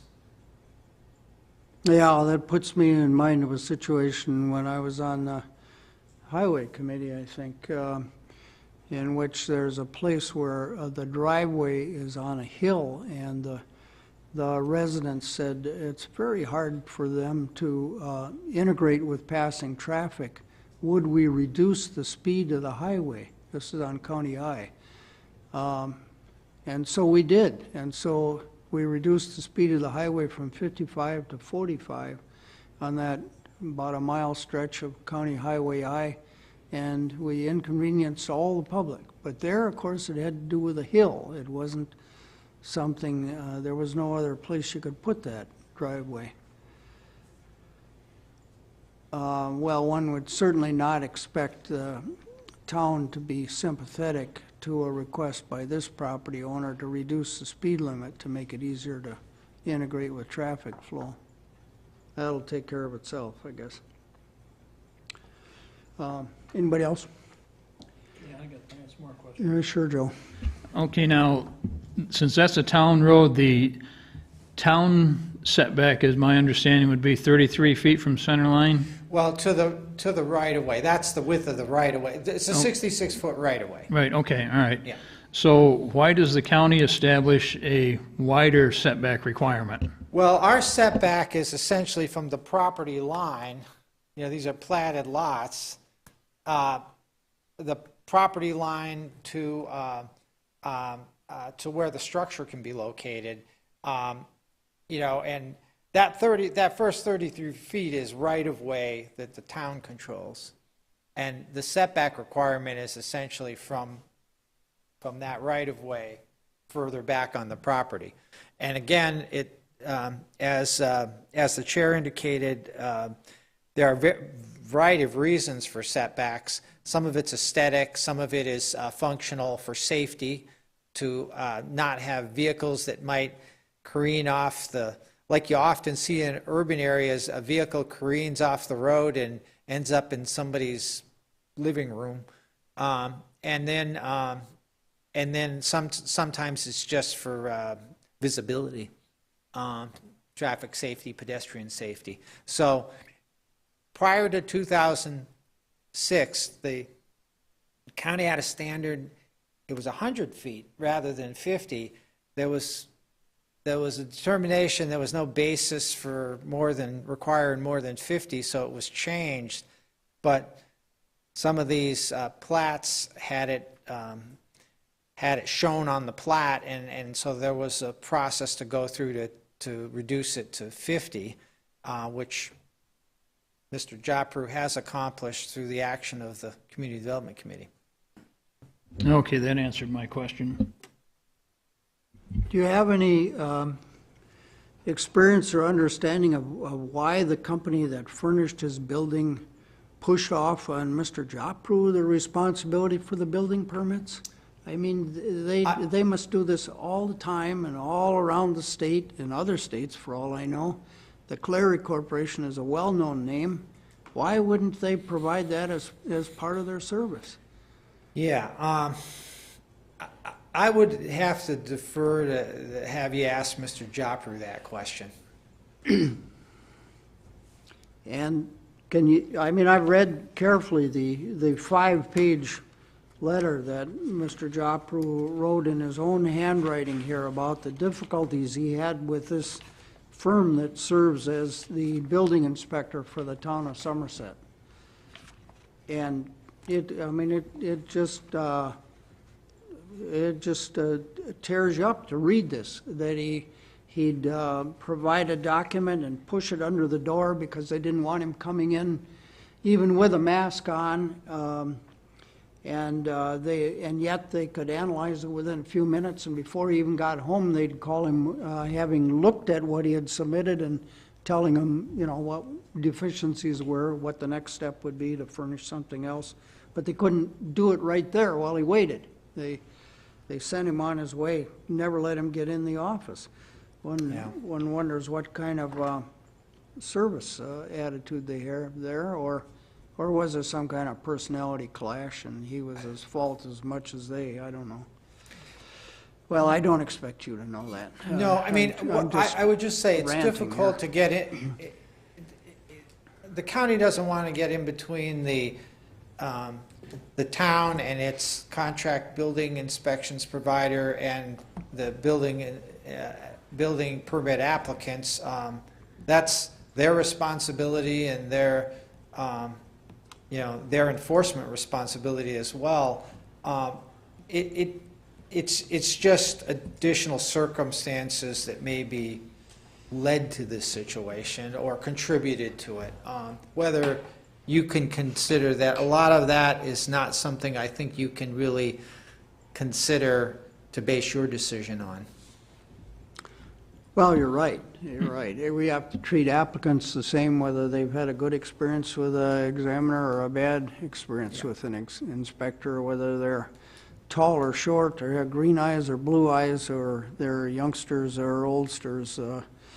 We have to imagine them all as neutrals. I do know in dealing with that building inspector that they have specific days where they will allow walk-in applicants to bring their application in the door and then they'll look at them. Now, if he came in within that parameter of time and they shoot him away, that would be improper management, I would say. But if he tried to submit them outside of those hours, I can see why he didn't get support. Anything more for Mr. Wozniak at this point? No. Okay, we surely want to hear from you, Mr. Jopru, if you want to talk with us. So step up. I assume you've signed our oath, and yeah, step up to our mic. And I only need to speak if you've got questions for me. I'll be happy to answer your questions. Otherwise, I think Mike covered it pretty well. My name's Conrad Jopru.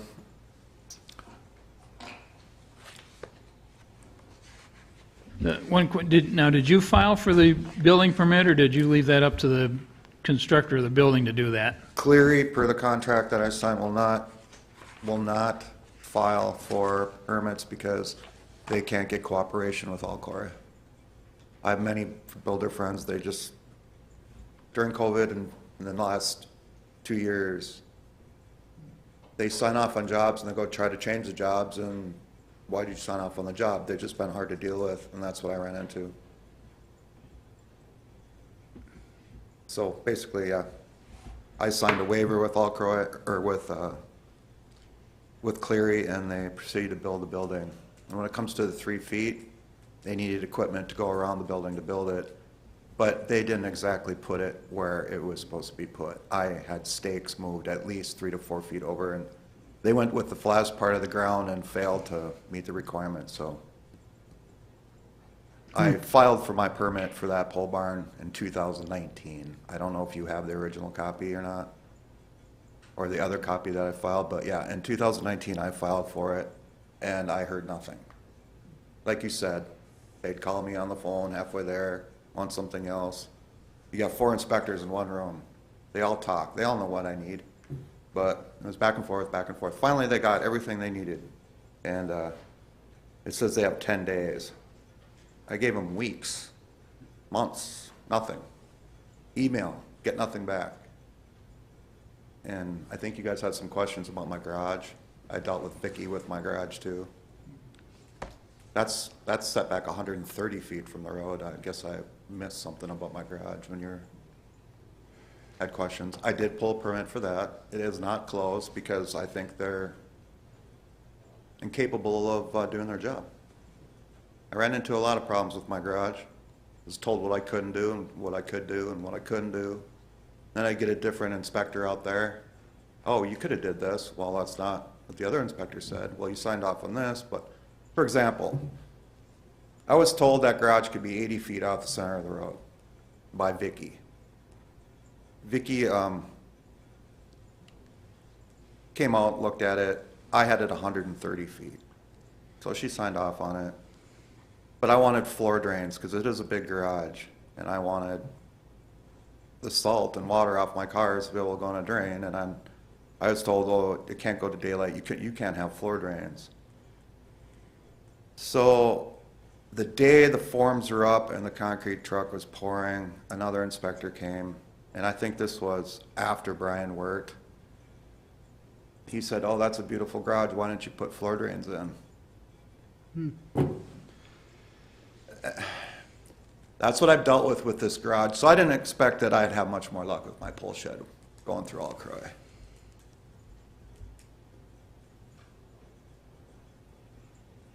And I haven't.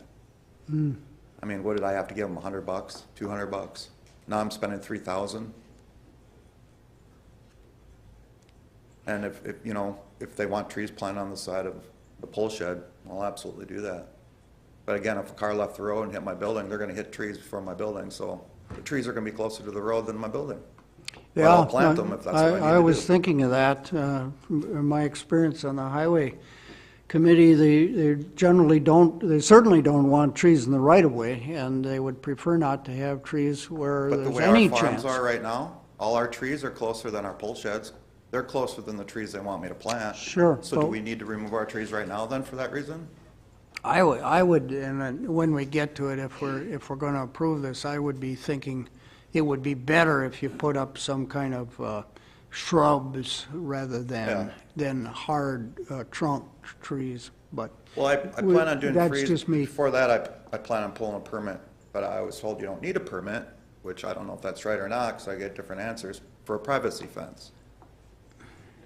My neighbor put up, it's the Wild West out there. My neighbor brought in horses and put up electric fence on his property, and now I'm dealing with him trying to put it on my property line.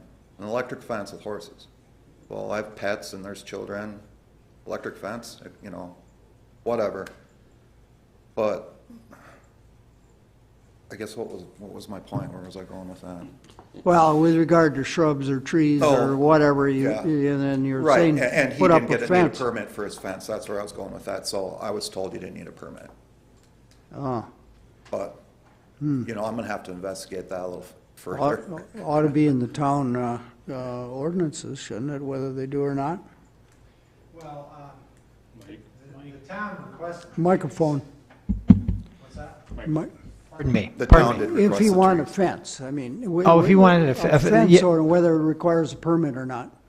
Yeah. I mean, that would, That'd be in town ordinance, not in county, no. Okay, you wanted to say something, Mr. I Peterson? just, I was out there and looking at the site, and when I looked south on the road there, I mean, that barn set, if you were coming from the south, you wouldn't see it till you were almost right there, because the trees are right out to the road before it, so, yeah, in reference to putting in more trees, I guess I wouldn't see a need for that either. Yeah. Is there anybody else who wants to speak in favor of this application? One of the gentlemen earlier wanted to indicate something you wanted to get on the record, I think. Oh, come on up, and was it the prior permit or something? I didn't make a note at the time. Just stand by, Mr. Jopro. Who are you, sir?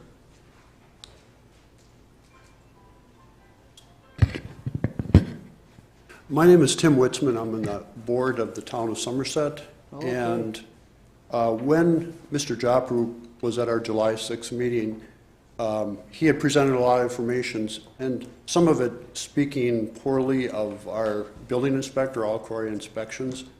We should have, in hindsight, had Todd Dolan or a representative from all Croix inspections come and speak to some of the issues. So we do have a letter that was typed by all Croix inspections that put some clarification and probably add some answers to some of the things that Mr. Jopru has stated that I can provide if you'd like to read that. You give it to Mr. Wozniak, please. Did you bring lots of copies, or how did you? There are 6 copies there. Oh, okay. And you think it's important enough that we hear it, then I guess read it into the record for us. I gave you all of the copies, Okay. so, because I only had 6. Well, I can do So it. maybe if you want to take time to read it, or if you want me to read it, I can grab one of those copies back. I can read it. That was sent to Mike. And you have somebody else with you there? Lenny Jermaine, another town board member. First name, please? Lenny, Lenny Jermaine. Thank you. I've been in contact with Todd and just as of recent, and asking him why this wasn't presented.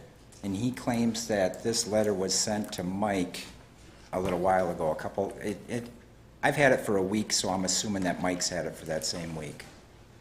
Well, I can speak to that. The board's action is not about the building permit or the building permit process, and that material came after our application submittal date and deadline for what came to us from Mr. Jopru. We're not opposed to this information being presented to the board, but we felt it was outside their area of authority. Whether the building permit process was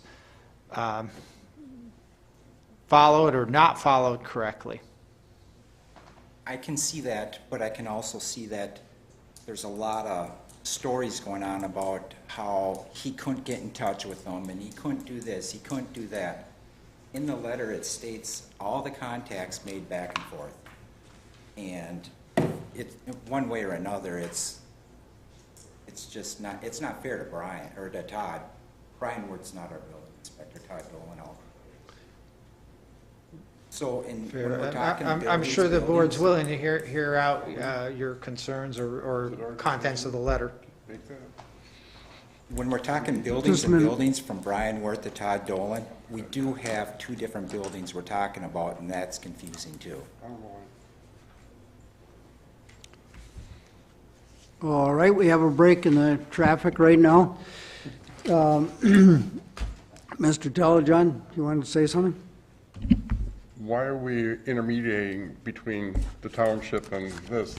Why don't we make the decision on what we have before us? I think we just wanted you to have as much information as the town of Somerset had regarding the issue. That's fine, but I'm not going to decide on this letter after the fact.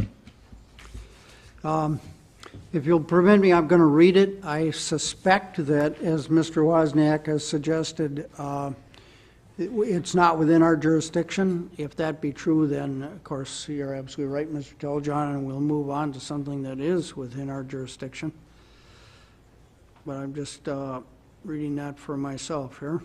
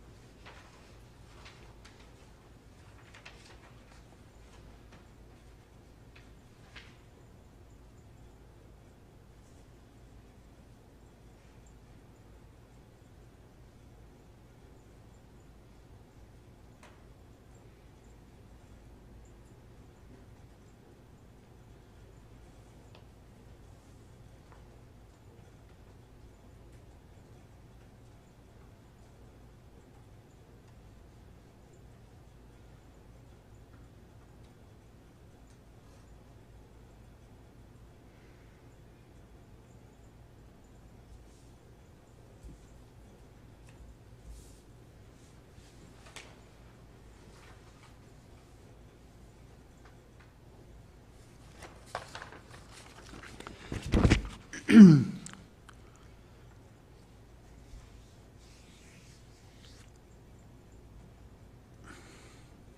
reached the conclusion that there's nothing in this letter that can influence the board's decision on the requested 3-foot variance. If your board members disagree with me, you have, of course, the complete right to overrule the chairman under Robert's rules. But unless you do that, that would be my position. Interesting as it is, it does not pertain to our decision today. Now, does anybody else have anything to say that does pertain to our decision today? Sir, Mr. Germain. How does that not pertain to your decision? Are we not here for a variance because if something was built too close? And if he would have got a building permit the way he was supposed to, the footings would have been inspected, it would have been put in the right parameters. Well, we make our decisions on variances on these relatively limited grounds. Does it serve the public interest? Is there a hardship? Those kind of grounds. And the question about the role of the building inspector doesn't enter into that part of it. That's what I mean. But a variance wouldn't be needed if you would have had the proper permit. Why did you okay it at the town then? I okayed it at the town because it's tough getting through these Comments guys. or questions should be directed to the board, to the chair,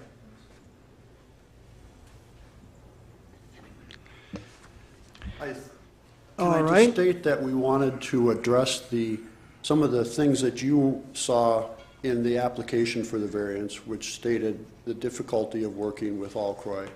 And then secondly, that would include the hardship component of that, stating that because of COVID-19, it was very difficult, if not impossible, to obtain a permit.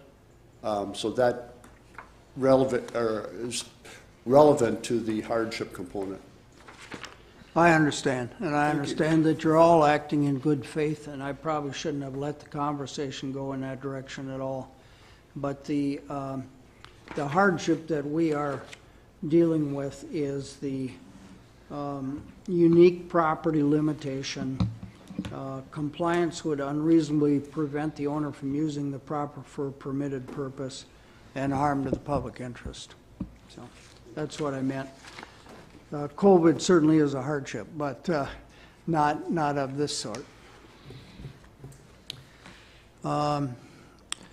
Since again, you have the burden of proof of, proving it to us that we should grant a hardship, or should grant a variance, Mr. Jopru, is there anything else you want to say? No, I'll leave it in your hands. Yeah, okay. Any question?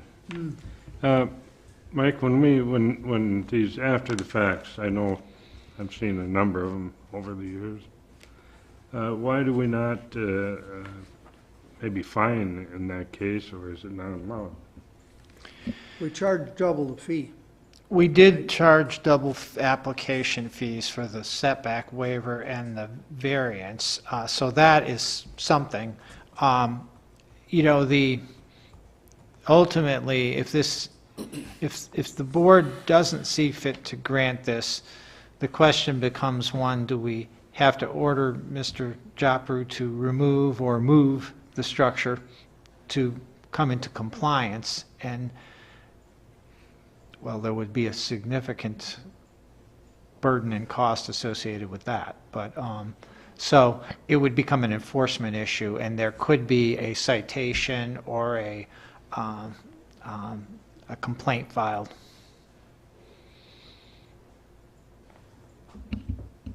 I'm just thinking, maybe your committees may want to look at that, because the fact that when somebody does this, regardless of what the issues were, county time is taken up, staff, a lot of expense, so I think it's food for thought. I just add,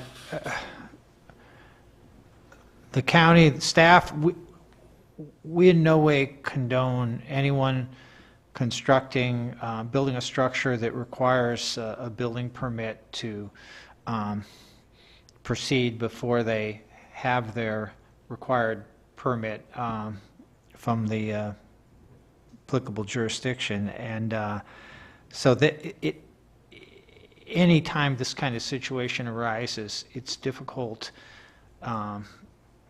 when considering an after-the-fact request like this.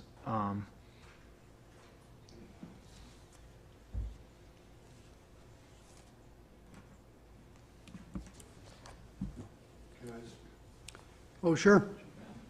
Board members? Dave? I still say this should have never been started without a building permit in hand. But I do acknowledge, even though this isn't an excuse, during the time of COVID, there was confusion everywhere.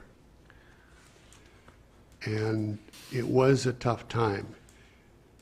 And in light of that, I recommend we follow the town's recommendation of leaving the building and planting 2 rows of trees, and that follow up the town's recommendation.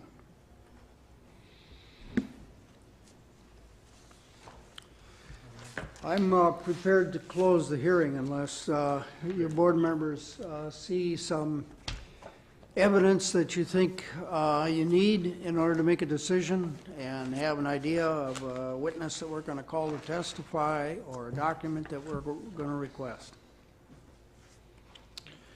All right, it's 12:31. I do close the hearing then. And then I'm going to declare a bathroom break. And then we'll decide when we come back whether we're going to decide this case or whether we're going to hold it in abeyance till later in the day and listen to other hearings. Okay? Let's be back at 12:40. That's 8 minutes from now.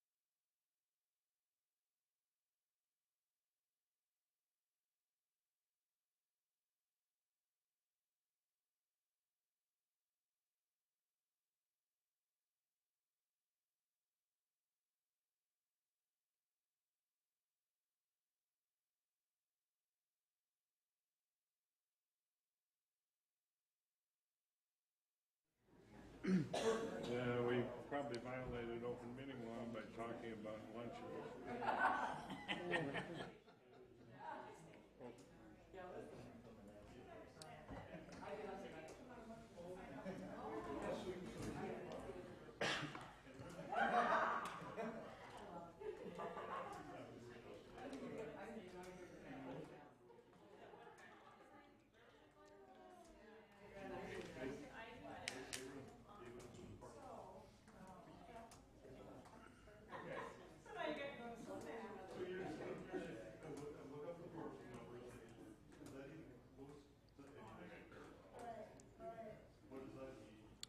Well, it's 12:40, and thank you for all being back. Board members, in order to try to decide whether we go ahead to decide this right now or whether we have some other hearings first, let me just ask you to just show me a hand if you have reached a tentative decision on this case. Not what your decision, but have you reached a tentative decision at this point? Okay, recognizing they may not all be the same decision, of course, so we may have lots of debate and discussion ahead of us. Let's see if we can reach a decision now. Of course, we have the easy one is to adopt the staff recommendation, like we did with the earlier one today. The harder one would be if the decision is to deny the variance, then we must articulate reasons for it, of course. It's not enough to just state our conclusion that it shouldn't be granted. We have to get a little bit more specific, at least a first layer of decision to articulate the reasons so that if we are appealed to court, the court has some sort of file to work with, you know. Okay, somebody could make a motion or somebody could just open a discussion. I could go either way with you. I'd make a motion to accept the variance with the stipulation that no trees be planted because it's going to be closer to the right-of-way anyway. I just would grant the variance without the extra trees. A small amendment to the staff recommendation, yeah. Is there a second for that motion? Yep, I'll second that. Joe seconds it, yeah, okay. Speaking for myself, I agree. I don't understand the reason for the trees in this instance. There's nothing going on across the highway right now to be screened by trees, and screening of the passing traffic doesn't strike me as being particularly valuable, given the fact that trees are also somewhat of a risk, a hazard. Anybody else want to speak? I guess my thought was originally maybe give them the option to deal with the town on whether it be trees or could be shrubs, but then on second thought, I thought the way the communications seemed to have gone, I think maybe it's best just to leave it no trees. Yeah. And you, Dave, do you want to be heard? It is possible on the corner closest to the road that snowplows could throw rocks at it with no trees. Yeah, there's that. But of course, nothing precludes the owner from planting trees if he wishes to plant trees, right? It's just a question of whether we're going to require trees. So we have a motion, and the motion is to adopt the staff recommendation and grant the variance with the exception of not requiring trees. Further discussion? All in favor should now vote aye. Aye. And opposed should vote nay. So our decision is unanimous. You've heard it. All right. Now let's decide what we're going to do about lunch, if anything. We've got 2 more hearings. Let me just take a quick look at the agenda here and see whether it looks like they're likely to be lengthy ones or not.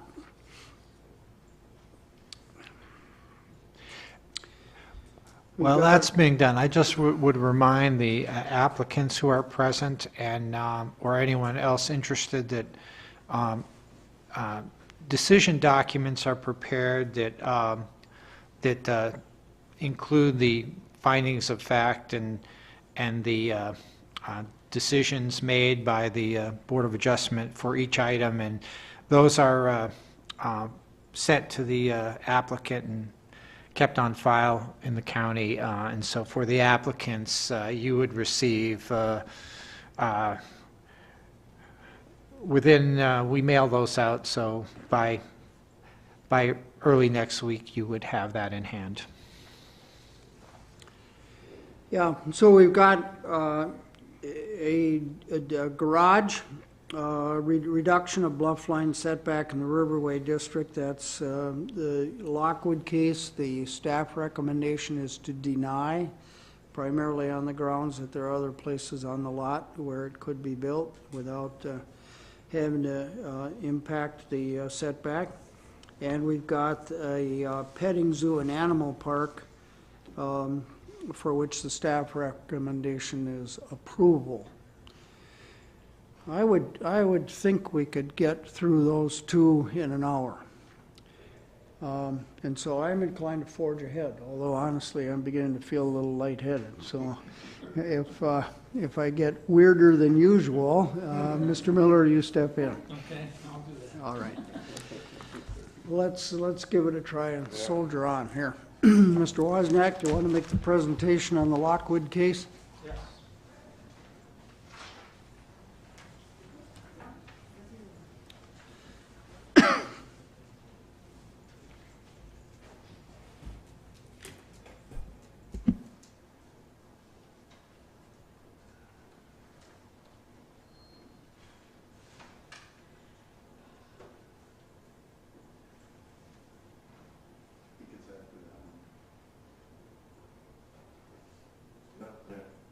There we go.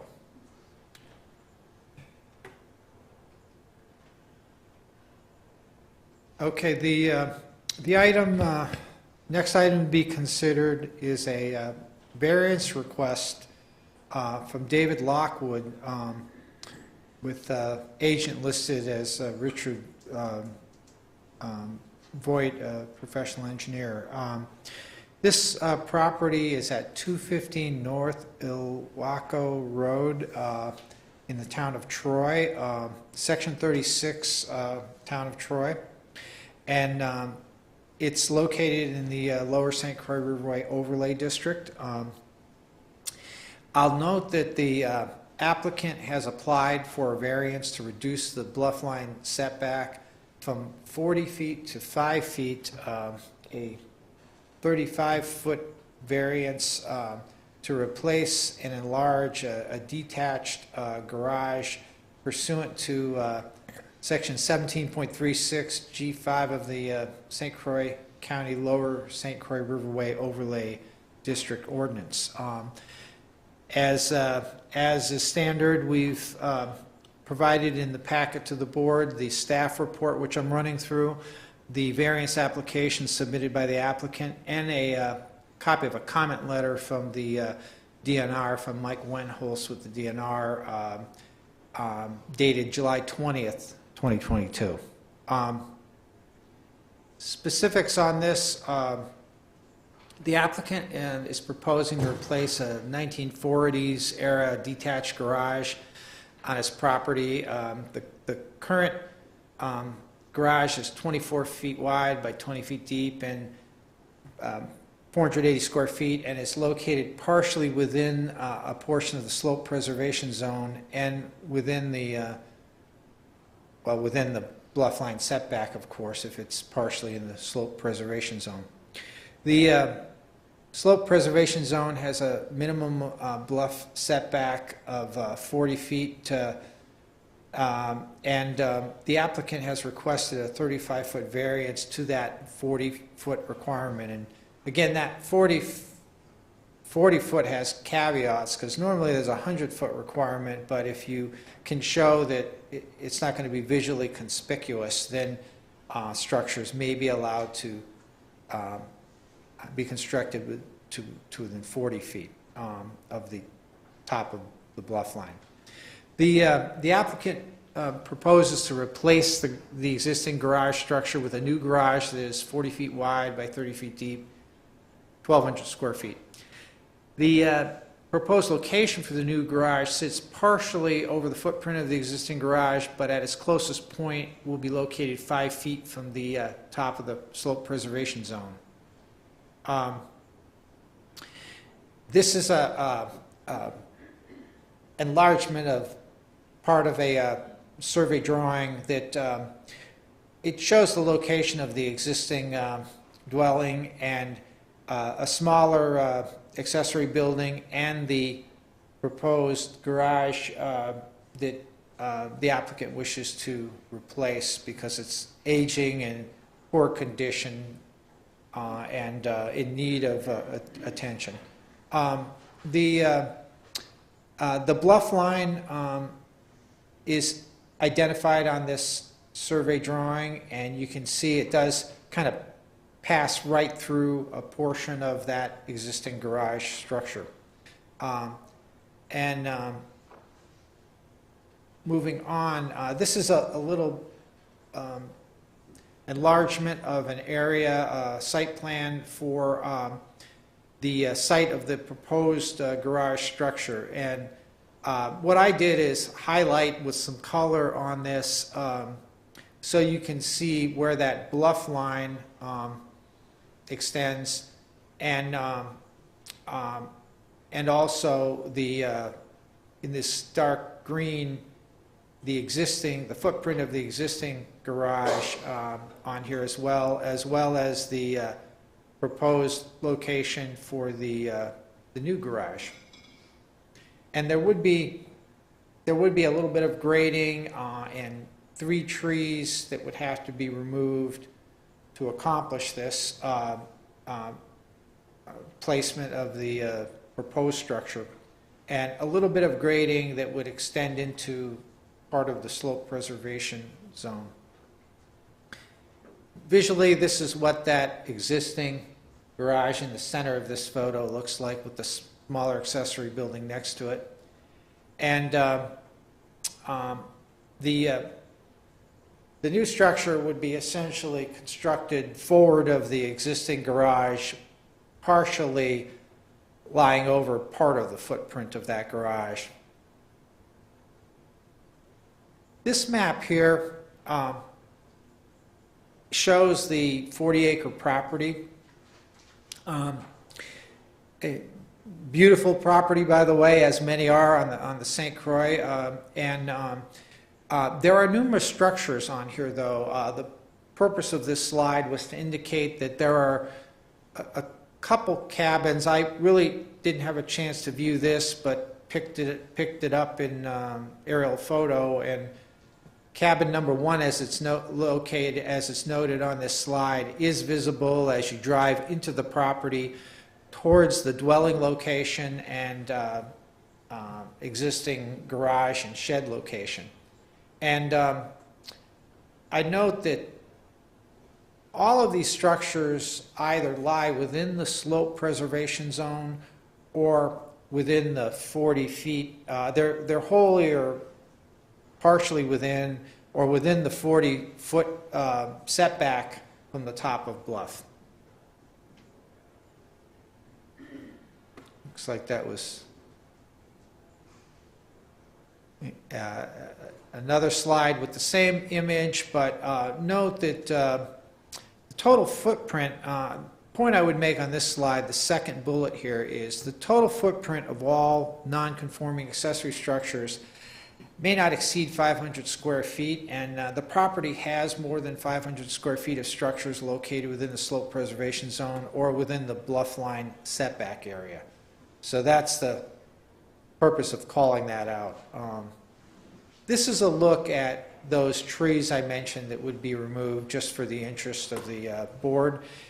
The applicant has indicated that should this request be approved, that he would be willing to plant additional trees. This is again a 40-acre parcel, and it is heavily wooded, and so not sure how much impact the replacing 3 trees would have given the extensive cover on this property.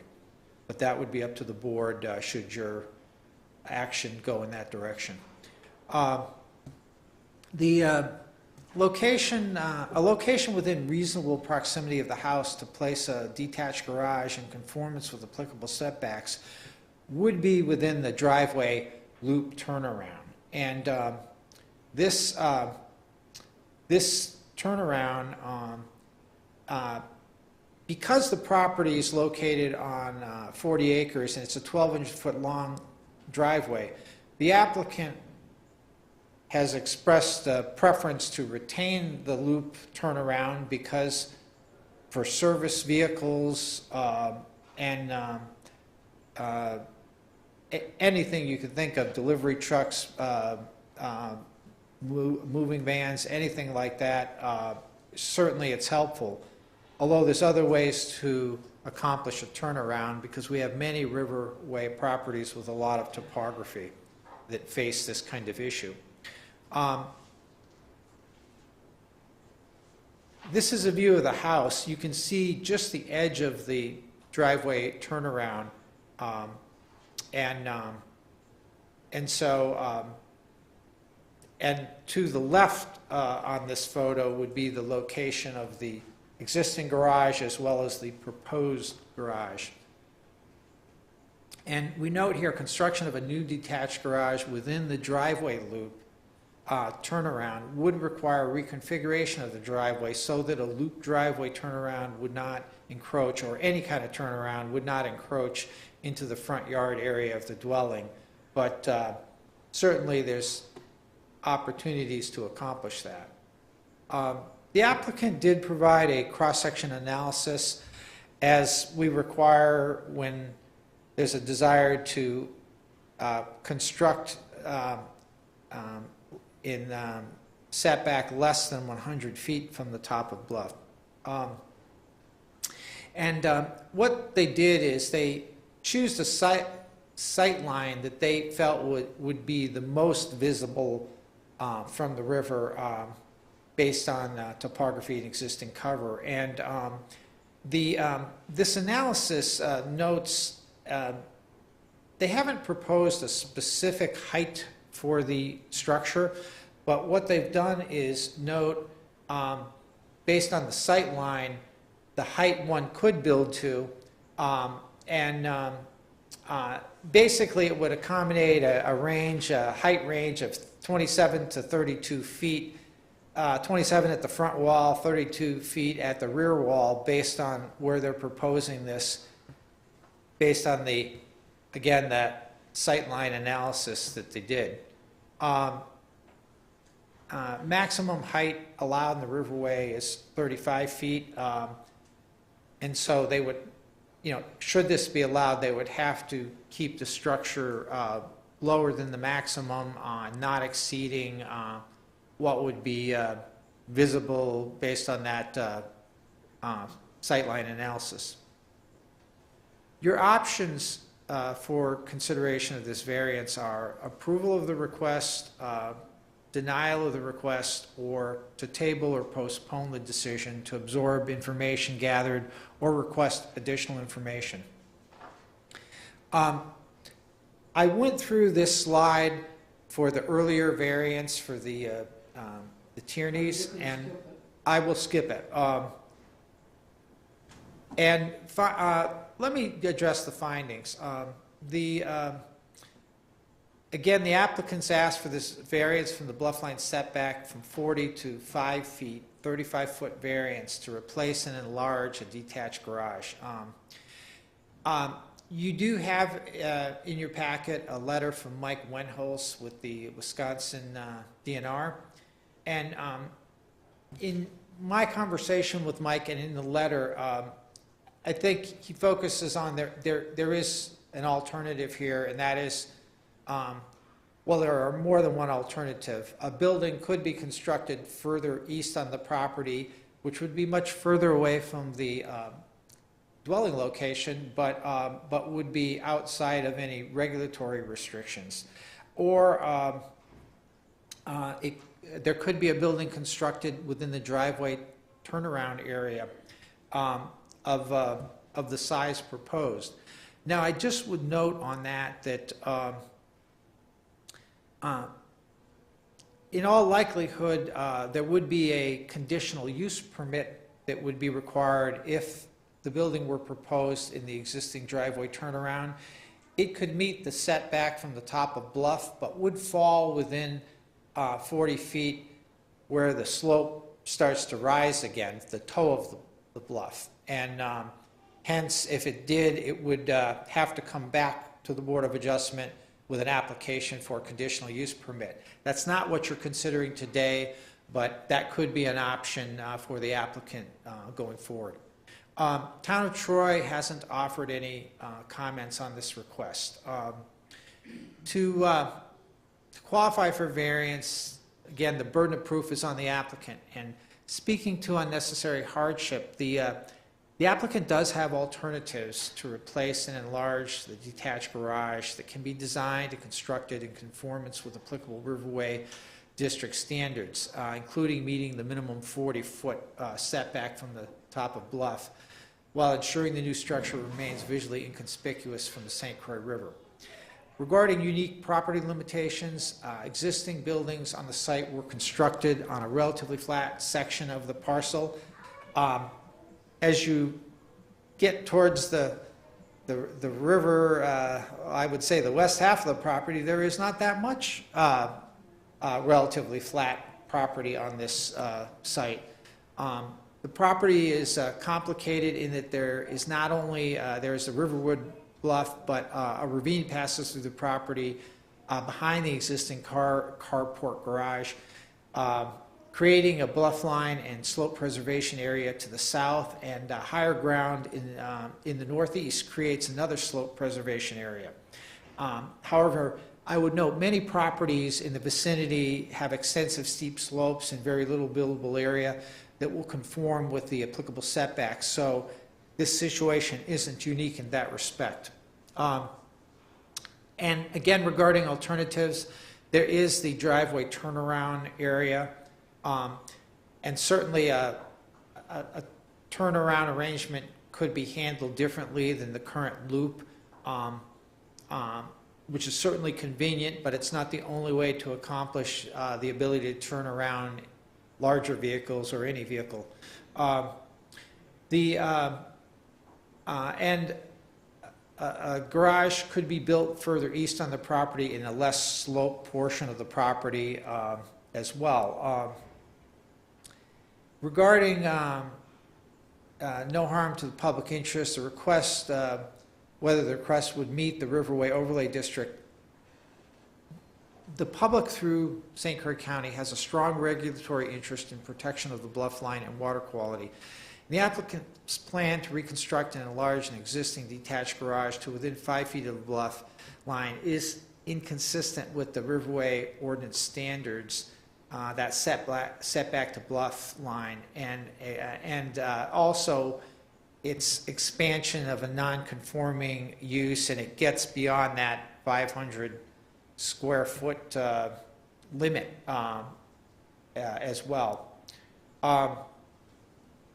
Regarding whether the additional ordinance criteria, whether it would grant, extend, or increase any use prohibited in the zoning district, the detached garage is a use that may be permitted if it's constructed according to applicable standards. The issue here is it's not meeting applicable standards as called out here. The request does not appear to be based solely on economic gain or loss. There is a need to do something with this structure. It's deteriorating, and it's reasonable certainly to have a garage for a property like that. Question is where should it be constructed? Regarding hardship-based, it shouldn't be granted for hardship which is self-created. The applicant's request is dictated by location of existing structures. They do predate the establishment of the Riverway Overlay District. Also based on topography of the site, and the applicant is choosing not to pursue alternatives that may allow the proposed detached garage to be constructed in conformance with the setback from the bluff line. Again, I would reiterate that protecting the integrity of the bluff line and water quality by enforcing setback requirements established in the district serve the interests of the broader public and as well as nearby property owners. Granting of the requested variance creates risks for erosion and sedimentation on the bluff that may have the potential to negatively impact the river. The other two criteria referenced here are not applicable to this request. And lastly, staff recommendation, based on the findings of fact of conclusions of law, the variance does not meet all of the three applicable statutory criteria or the applicable criteria set forth in section 17.706E of the Riverway Ordinance to grant a variance. Therefore, staff recommend denial of the variance to reduce the bluff line setback to 5 feet and to replace and expand the detached garage pursuant to section 17.36 G5 of the Lower St. Croix Riverway Overlay District Ordinance. Lastly, for the board, I would note that the applicant has, they're proposing something that from their perspective is very rational. That existing building has a low roof. It's, if I were going to replace the building, I would want to replace it with a more contemporary structure, which is what they're proposing. I think the issue comes in the strict nature and the high bar to grant exceptions in the Riverway Overlay District and other options being available on the property. The applicant is present here and I'm sure wishes to speak and represent their proposal. Mr. Wozniak, let me understand a couple of process questions related to this. Your staff recommendation is to deny the application for the variance based on the proposal they made and your suggestion that there are other sites on this property. But I did not hear you saying that if they chose to build their garage in the middle of the loop in the driveway, which you indicated they don't want to do, but if they were to do that, did you say that they would have to come and apply again? It depends on the placement, but if it would fall within 40 feet of slope preservation zone, it may trigger a conditional use permit. Or if they were disturbing more than requisite 10,000 square feet of surface land with their grading and stuff like that. But if they had withdrawn their application after learning that you were going to recommend against it, they could modify it, couldn't they, without paying a new fee? Yeah, I think we would have worked with them on that.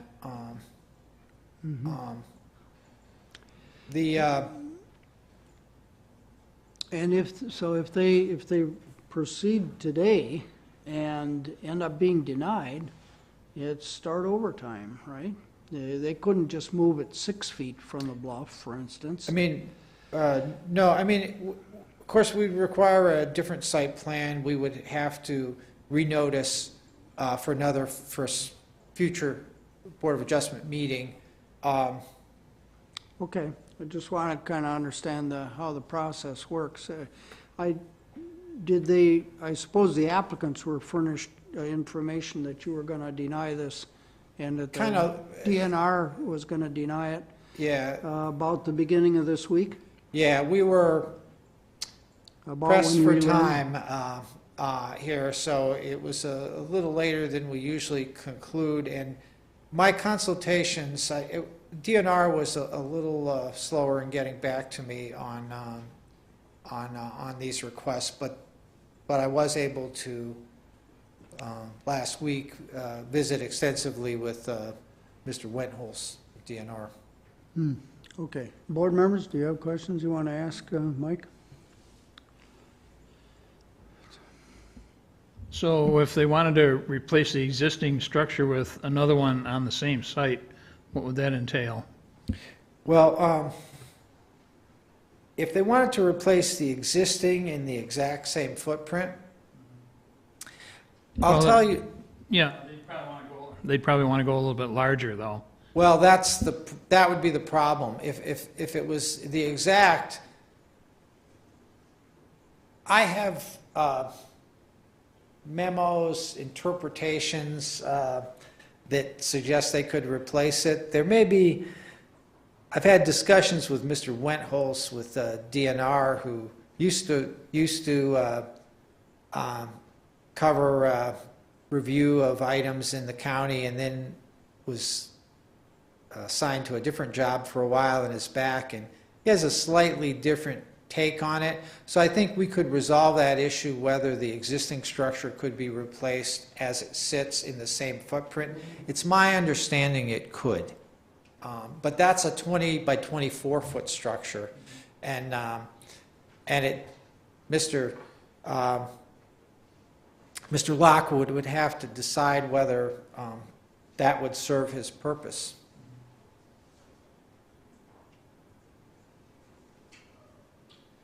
All right, does anybody want to speak in favor of this application and against the staff proposal?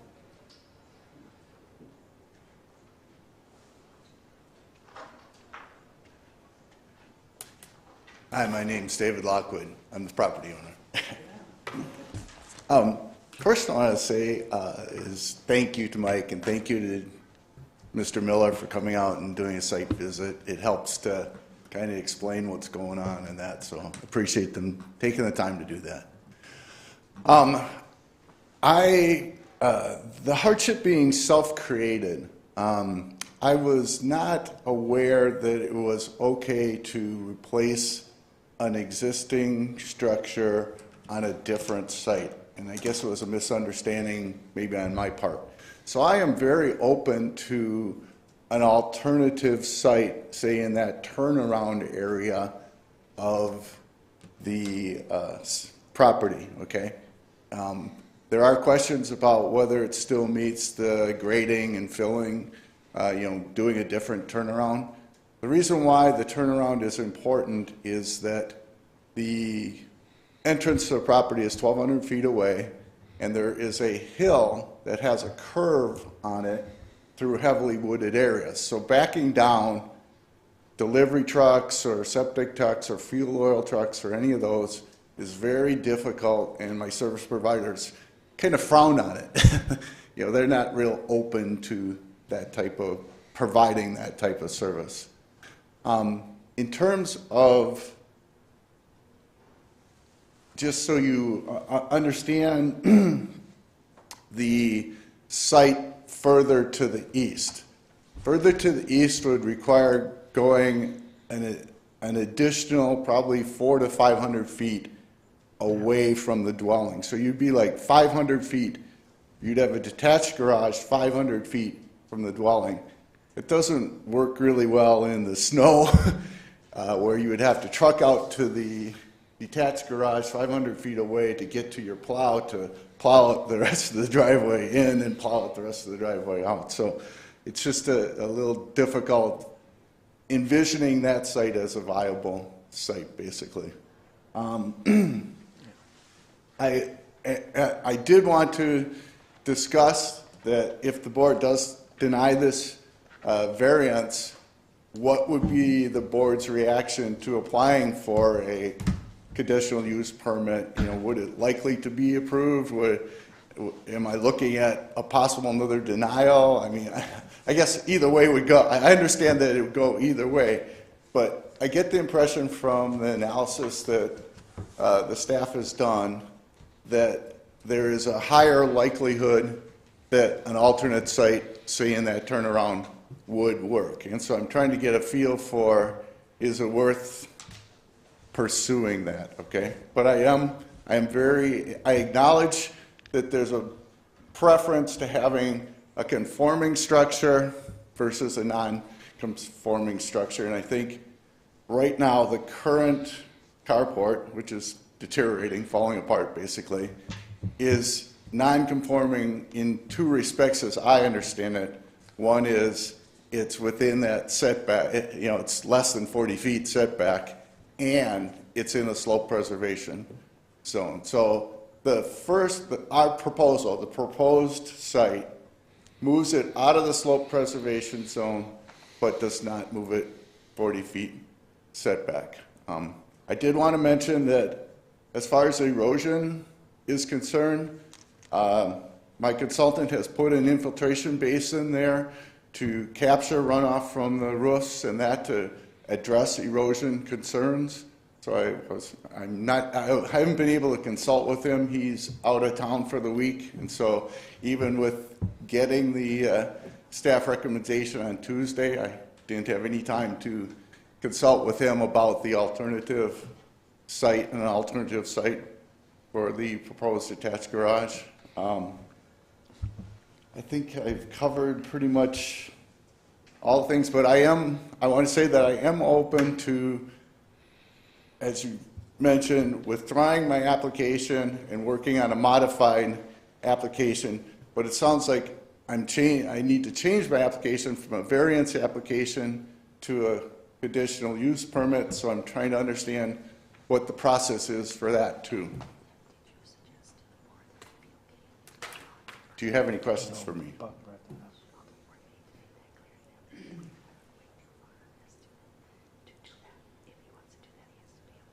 Well, I think the real question is how best to proceed.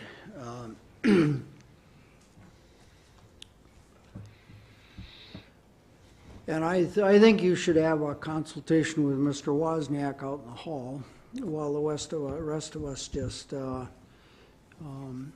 tread water for a moment here,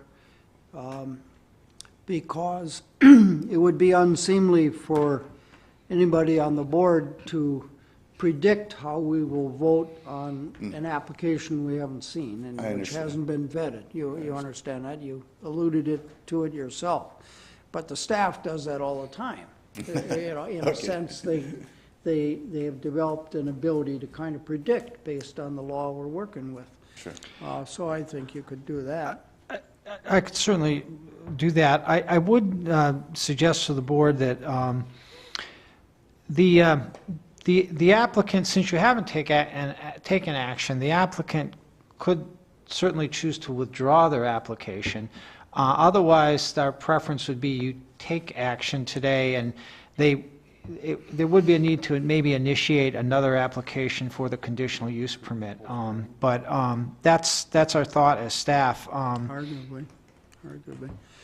Yeah, no, but you probably really desire to have a new hearing, don't you? So at the minimum, you need the amount of money that it costs to publish notice. Go ahead, Ellen. We've been on this before. Oh, I just don't think it should be converted. When you guys want to do something like change a variance, the details of a variance or something, that's fine. But when we've gone all the way through a complicated site and done the whole review, and I cannot support converting it.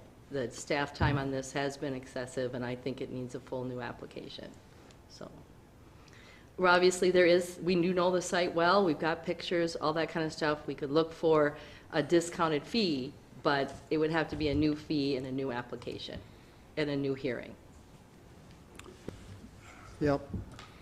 Well, I was fearful that's the answer we'd get when we got, to this late stage, having started the hearing already before considering the possibility of drawing back and modifying the application. So it looks, if it's turned down, then you're going to have to start over again.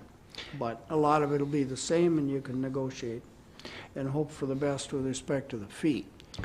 We're not considering a different site plan today, so I can't really get into that. But what I just would say generally is the considerations are that can it meet that setback from the top of bluff? And that, just the maps appear to suggest it would.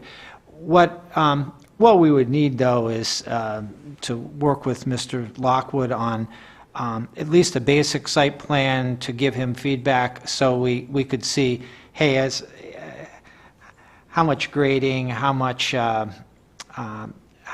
tree removal would be required, which would be factors, but it appears there's room to do it there.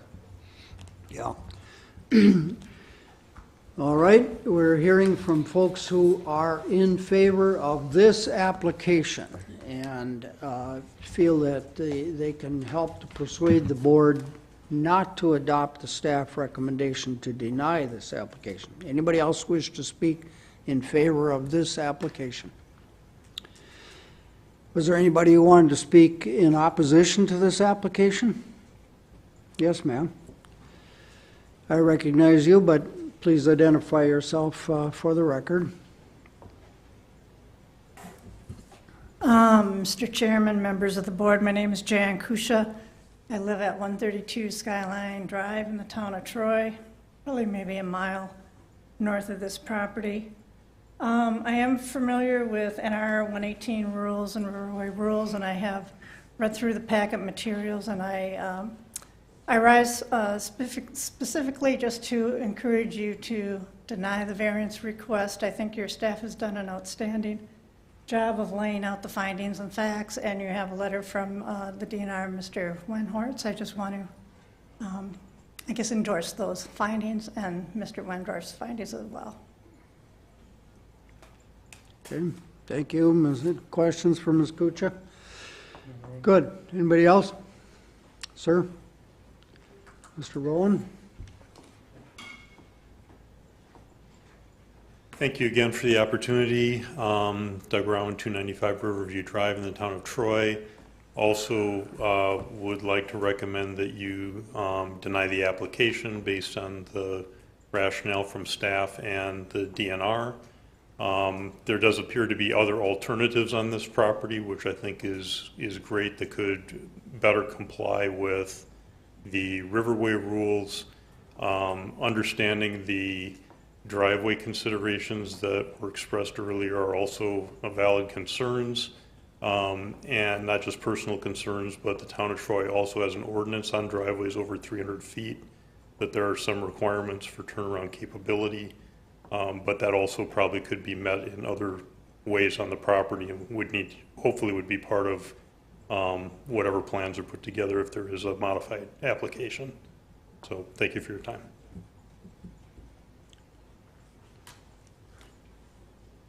I have a question.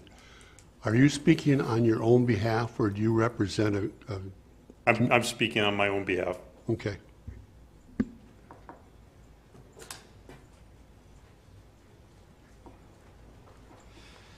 Anybody else want to be heard or heard again? If not, I'll close the hearing.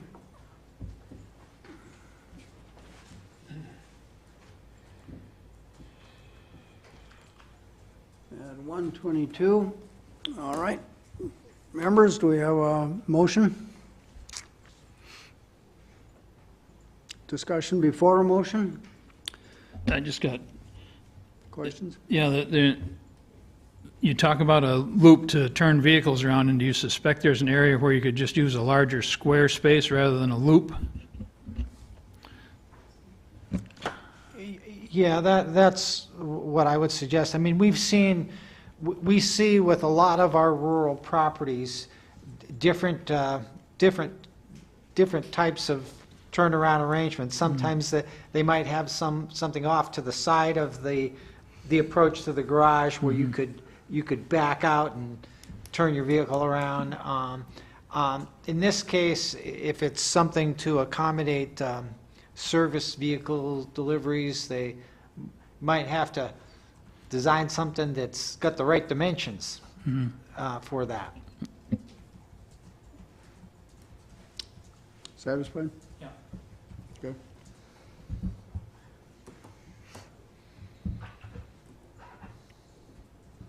I make a motion that we deny this request based on the recommendation of the staff and I'll of the second. Further DNR. discussion? All in favor of denying this variance should now vote aye. Aye. And opposed? It's unanimous.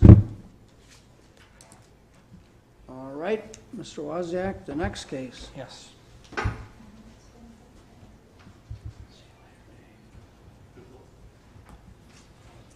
At this time, I will recuse myself. Okay, let's see, you mentioned to me earlier, Mr. Nickum, that your reason was that you're on the town planning commission, and you have previously considered the matter and made a decision in that context, and therefore you feel it would not be possible to be unbiased today, to start over again. And we've seen that before with other members who are on other boards and commissions, and the appearance of impartiality is in some ways as important as the reality. So appreciate that. You're welcome to listen if you wish. Just don't indicate by expression or gesture or anything else how we should vote. There we go. Mr. W. Very good. Your last item for consideration on the agenda is a conditional use permit request. This was submitted by applicants Charles and Kathy Simmons, property owners of the subject property, with an agent reference, Diana Rickard. The request relates to property in Section 15, Town of Baldwin, some agriculture A1 zone property.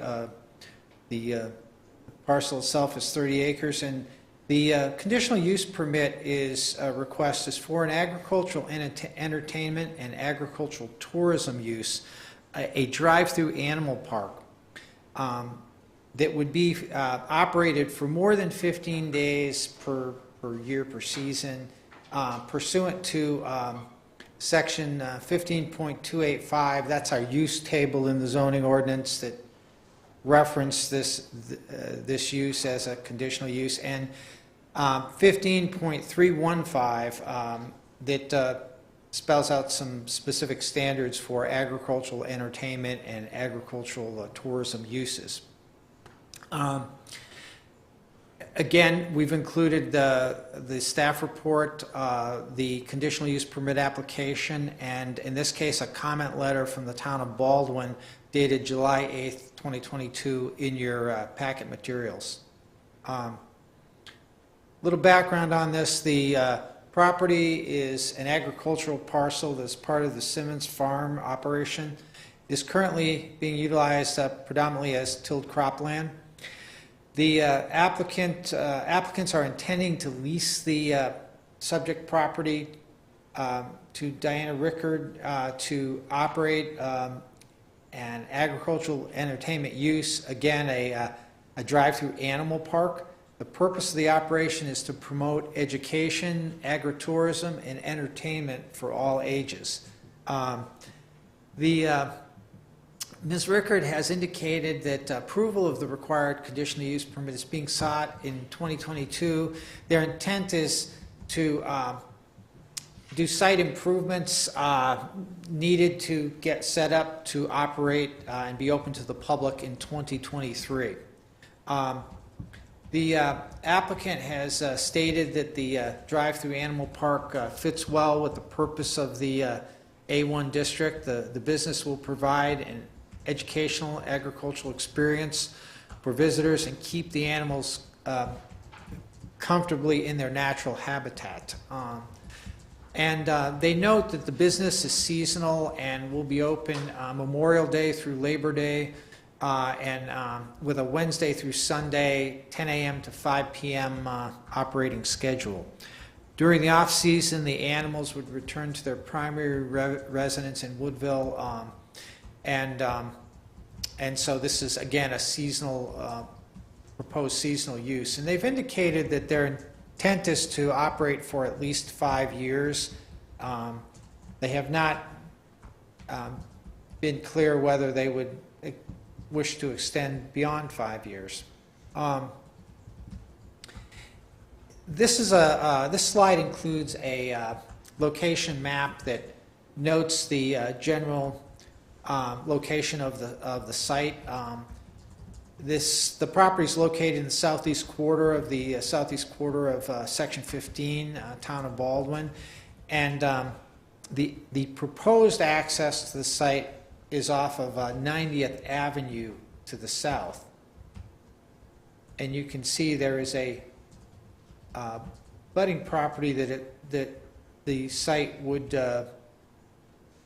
butt to the north, and propose access just to the east that does include a residence dwelling.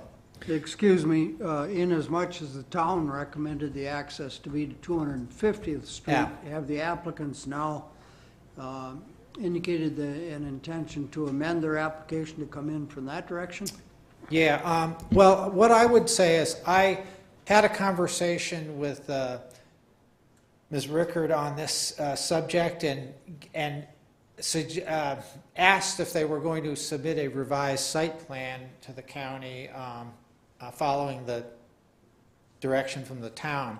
We have not received as of yet a revised site plan, so as part of the staff recommendation, we are suggesting that should the board be inclined to approve this, that they would be required to address that revised access through a land use permit and work with staff on that. But again, that would be at the discretion of the board. The applicant may wish to speak to that when I finish my staff report.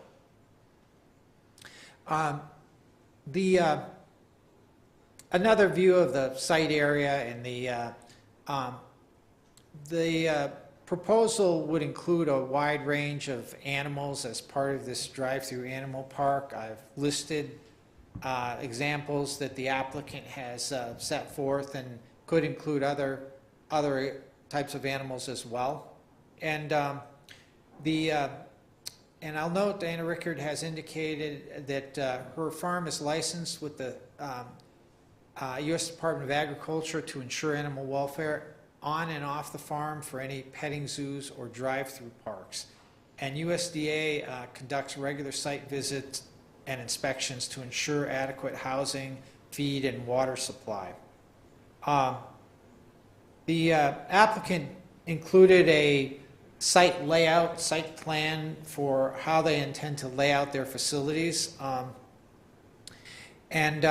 The plan notes proposed vehicular circulation, location of various structures, mostly small sheds or pens for the animals, and essentially proposing the site be surrounded with a 8-foot-high privacy fence as well. And they do have some parking proposed, and propose the use of satellite portable toilets, and would have one of the small structures would be for a gift shop related to the operation. They've included some examples of photographs. They operated a similar facility in Dunn County in Boyceville, I believe, and these photographs give you an indication of what it may look like. Mr. Wozniak, the site plan included a fence Yes. along the driveway of 90th to 90th. Correct. Which presumably would not be needed if the driveway ran to 250th. Is that Correct. the way you understand it? I guess I would concur with that, and so that would be a consideration if the board follows the staff recommendation. Again, I believe that those details could be revised with maybe a more specific site plan that was done in conjunction with a land use permit, just because we would have a mechanism to review it and grant approval, albeit at an administrative level, but we could get that additional detail. Again, kind of a view of what one would expect this facility to look like. This slide indicates a framework for the conditional use permit review. I note that the ag entertainment and agritourism uses are listed as an allowed use in the should be A1 ag district and A2 if conducted during less than 15 days per year. If conducted more than 15 days per year, such uses are considered an agricultural accessory use and are required to obtain a conditional use permit as referenced in section 15.285 and section 15.315. And hence why you're reviewing the CUP application. The applicant has not provided an estimate of the number of guests that may be accommodated at one time or during the course of a day.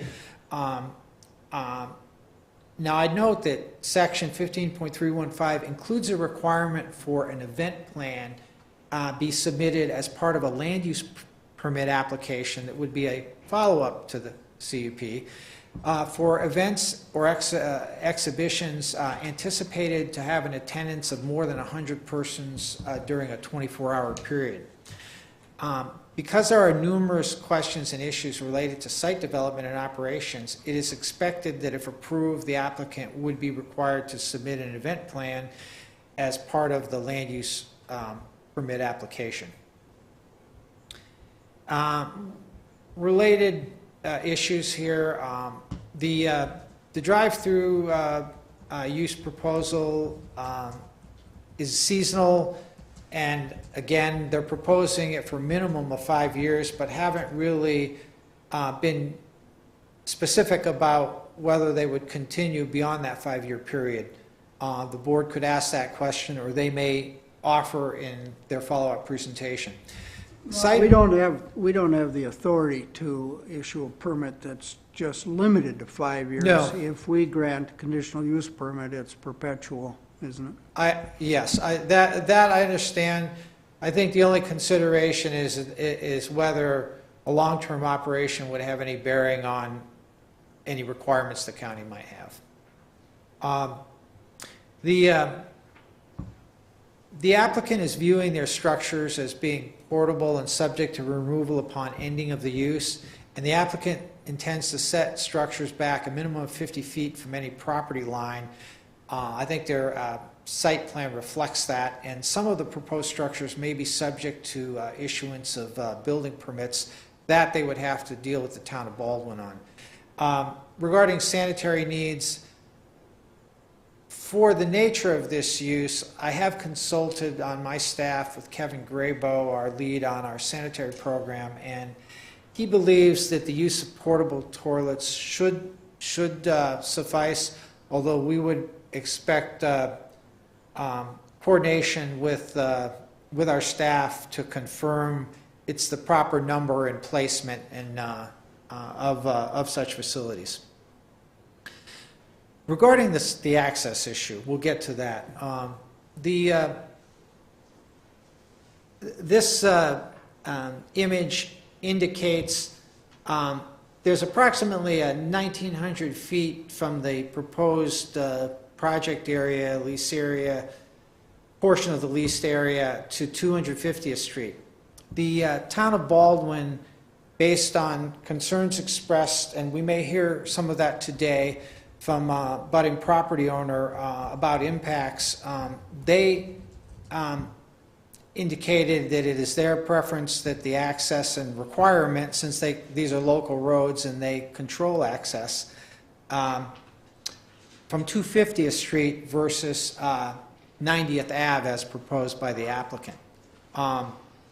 We haven't received a revised site plan as of yet, and the applicant did discuss with me that their preference is to do their privacy fence and maybe enhance that with landscaping with the 90th Ave access.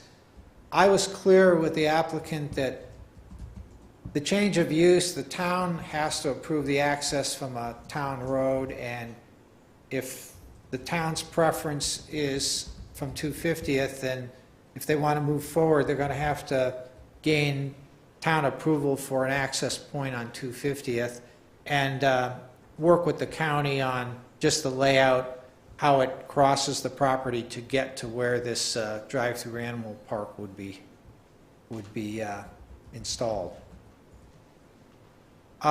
Internal circulation, I'll just note that the property's been seeded with pasture mixed seed, and they're not proposing any removal of top layer of soil for creation of pathways.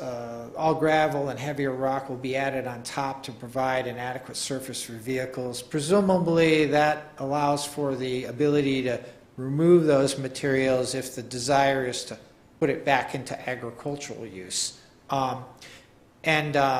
Since it's a seasonal use, you have maybe less issues in terms of a durable surface that can handle winter traffic and heaving and whatnot.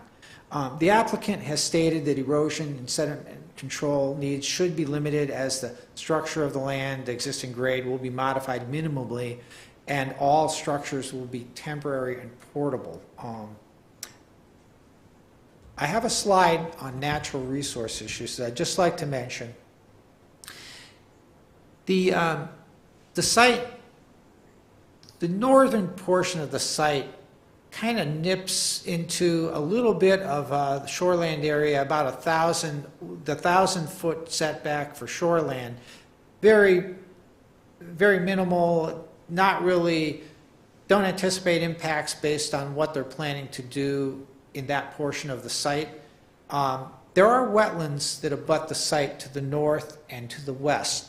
And the feeling staff would have is, as part of the land use permit, that stormwater management strategies and erosion control measures should be addressed with a land use permit, just to ensure that any runoff, any handling of manure from the animals, for example, or any construction or site improvement, they will manage their stormwater appropriately so they don't cause any degradation of those adjoining wetlands. Regarding manure management, the applicant has stated that to maintain integrity of the agricultural zoning, all manure will be dispersed on surrounding cropland of the Simmons property, and the fields and pastures will be picked up daily, and to ensure limited bugs, odor, and a clean environment for the visitors. The applicant has indicated that manure will be piled and spread onto fields for crop fertilization. And the applicant's proposal also states that based on USDA, NRCS, and U.S. Environmental Protection Agency, the proposed plan for animal capacities is far below any concern or guidelines outlined with manure management for animal feeding operations or confined animal feeding operations. I've already alluded to the recommendation of the town of Baldwin, and I would also note that I spoke with Wisconsin DNR contact Mike Wentholz regarding this, and Mike indicated that the DNR wouldn't be offering any comment on this proposal. I won't go through our standard slide of criteria we review against. I think the board's familiar with that. To jump into our findings of fact and conclusions of law, we reference, of course, information about the site, but indicate that the applicants are intending to, the agent, I should say, is intending to lease from the applicant's property for the drive-through animal park. The purpose of the operation is to promote education, agritourism, and entertainment for all ages.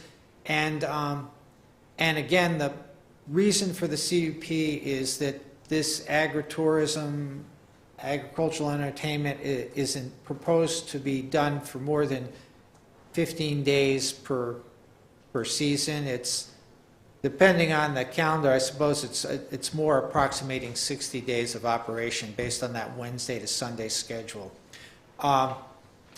Site improvements would include access driveways and various small structures, including admissions booth, gift shop, well house, animal housing, shelters, and animal feed stations, and portable toilets.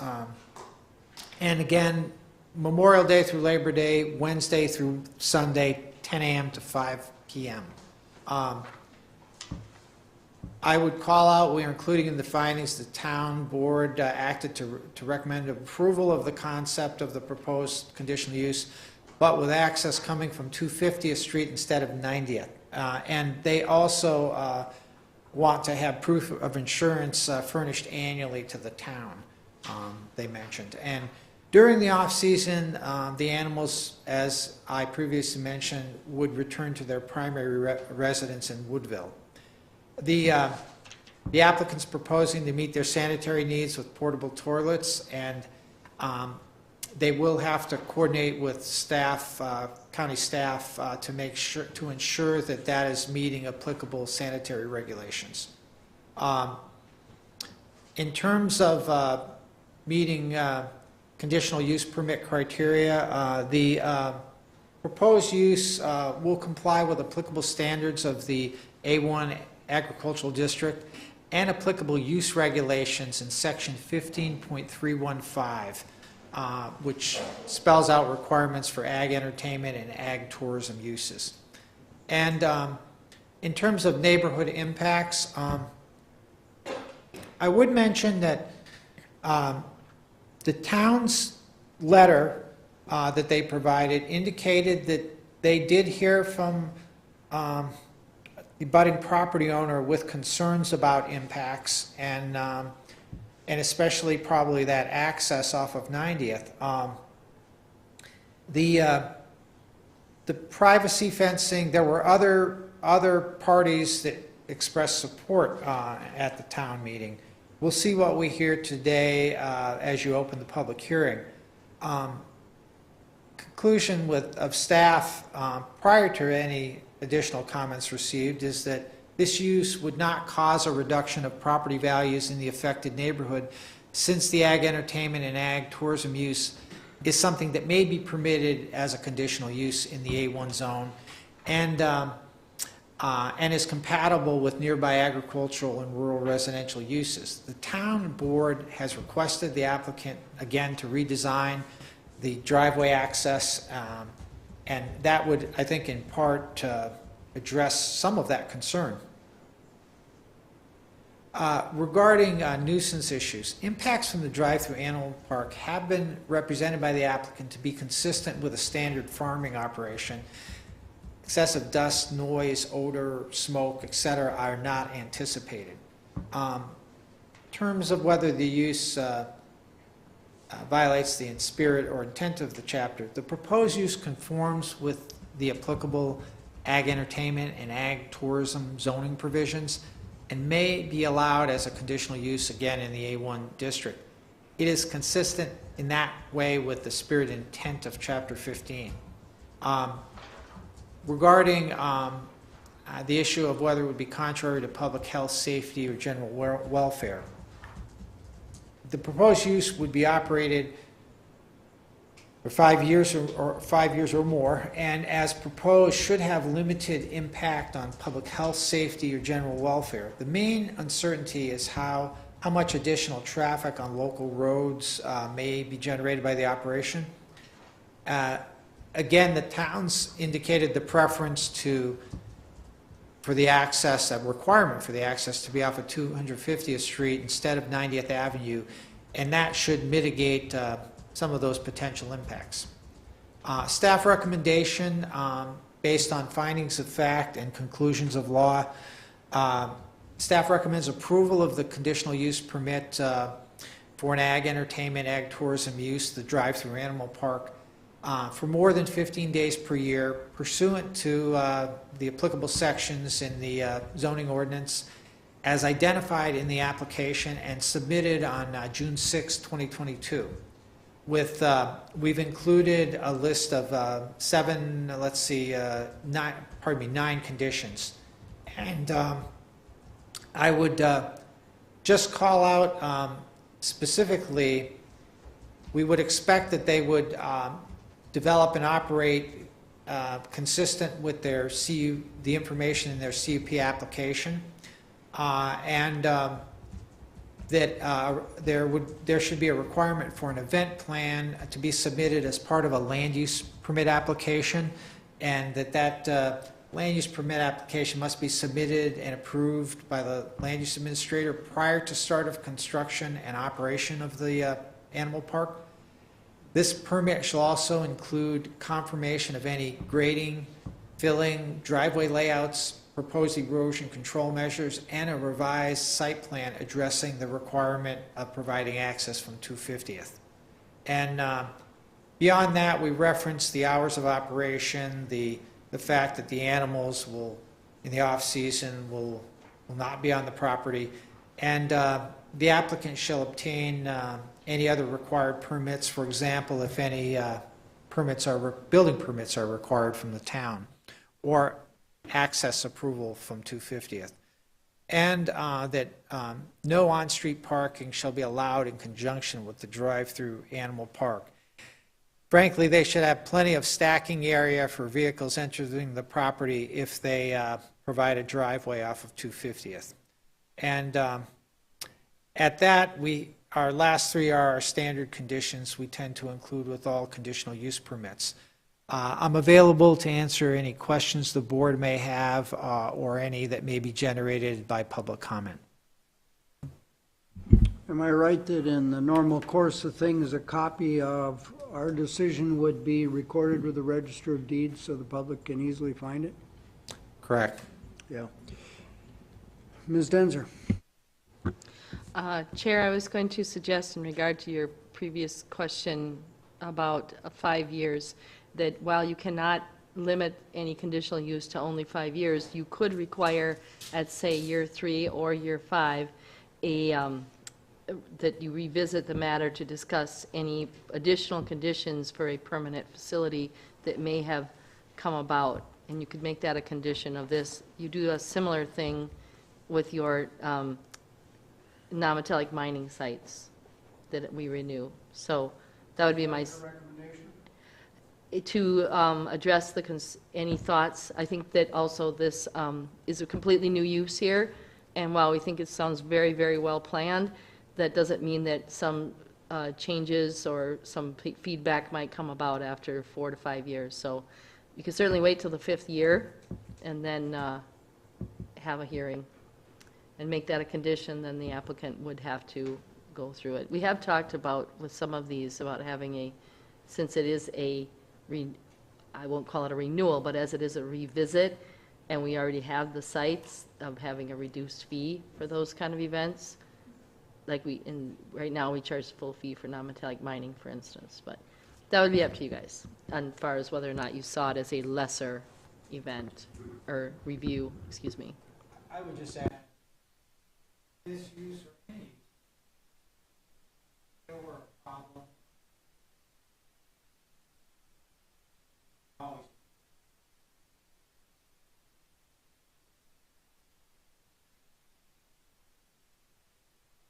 Board members? Yeah, what generated the discussion about moving it from 90th to 250th?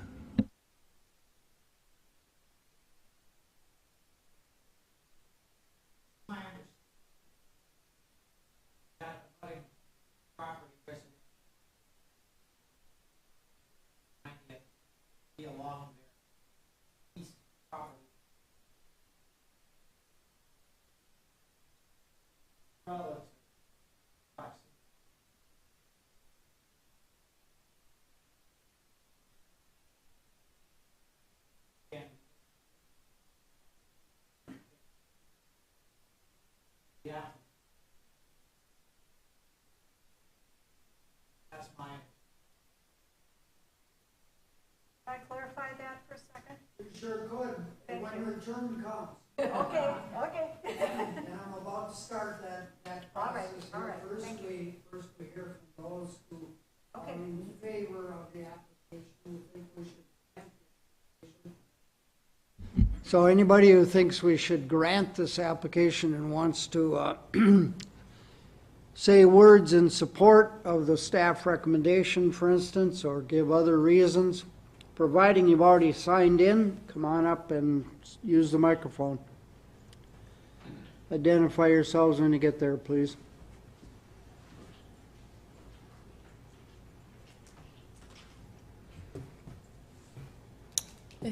Thank you. My name is Jennifer Rickard on behalf of Diana Rickard. And I am Diana Rickard of Woodville. I want to thank Mike, his team, and the board for their time reviewing this application. We are excited to bring something similar to St. Croix County area to help, like Mike had mentioned, with agritourism, education, and entertainment opportunities for the community. Offered the drive-through park in Dunn County for 2 years and had a lot of success and excitement for those families in that area at that time. So looking forward to moving it closer, St. Croix County, closer to the home residents of the animals, and also possibly looking to work with educational opportunities with UWRF for internships and that type of thing as well. So addressing the concerns following up from the Baldwin Town Board meetings. So the initial meeting with the Plan Committee approved the proposal as provided. Following up with the meeting for the full board meeting on regarding the application, it was approved contingent upon relocating of the driveway. Following the meeting, we discussed that further with the Simmons, the owners of the property, and kind of the business needs that we thought would be best, and still believe that the 90th Avenue access point would be easiest. And as part of that, we wanted to address the concerns that were brought forth to the township board. With one of them being, kind of that privacy and that distance. So the driveway that we have, and we have a handout. You want to give it to Mike and the board members? So the handout shows some pictures of different views along the way. And the driveway would be 140 feet from the nearest resident's home. And the pictures, as you look at the pictures on page,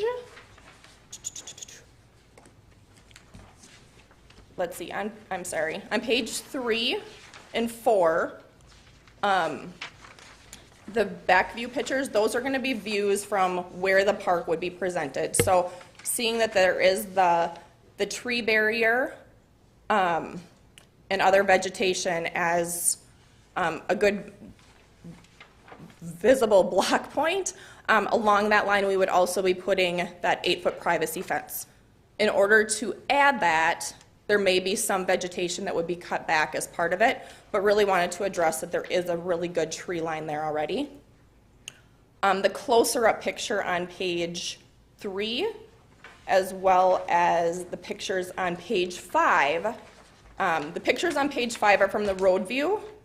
So you can see where the driveway would be running across the property line to the east, where the driveway would be located. So again, a tree barrier of that property at that point. The close-up picture on page 3 would be from the closest point to in the driveway to the resident's home. So really, again, we want to reference back to the vegetation that's there, but we would still be putting up that privacy 8-foot fence with the privacy shade, and knowing there's that distance. As part of the St. Croix County land standards with landscaping, it does address that can be the barriers can be covered with berms, fences, or walls. So felt that we addressed that concern with the given tree line and adding that privacy fence. Did you say that fence would have the slats in it? Is it a chain link with the slats that you're talking about for a privacy fence? So it would be, if we reference back to, let's say the presentation, there's one that addressed it, but it would be the larger fence, but it would have the privacy shade screen across it as well. So it would be like the mesh black wire or black shade. Am I able to go back on your presentation at all? Was there a picture in our? There is. thing? I didn't notice it. And I could Oh, probably. it's probably one of those from the other county or whatever. Oh, like so on page 142 maybe? Yeah. Thank you. There it is. So this picture here would show a little bit of it, but then this one here will show all along what we had along the roadway.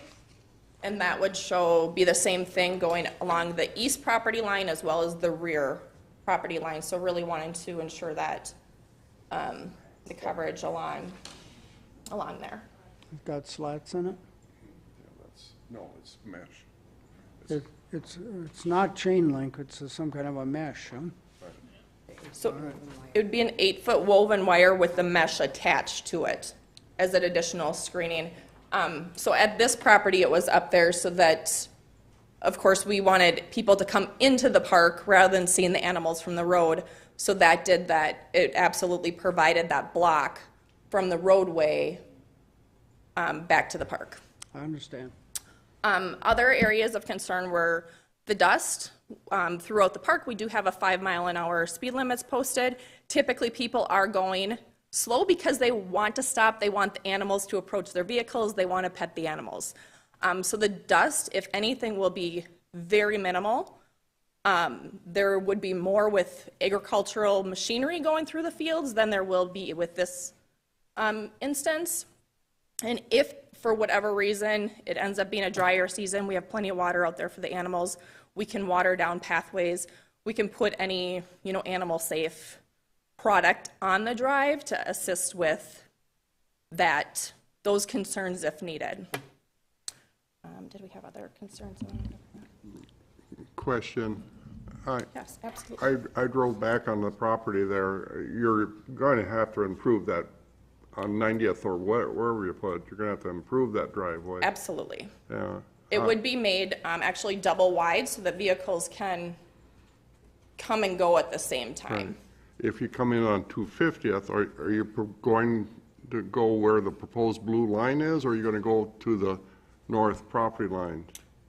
So, and that is part of the concern, is part of the location of this was because we wanted to maintain the agricultural integrity of that property and reduce the amount of cropland that we would be taking for this, for the park. Which is why that would be the shortest drive to ensure that we can still get people off the road while still getting people back to the park. So the proposal off of 250th, for that reason, the length of the driveway was a concern with the product going in there. Also, Simmons currently own elk, and they have state licensures and guidelines to follow, so we don't want to I was wondering about the elk there. impose on any of their guidelines that they have. So we wanted to respect the lease agreement that we have discussed with them currently, with it being off of 90th. Did you have any other questions, or were there areas that you would like us to elaborate on, or?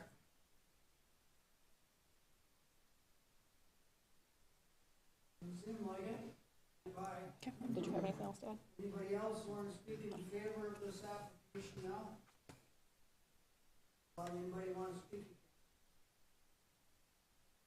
Yeah. You signed in? I did.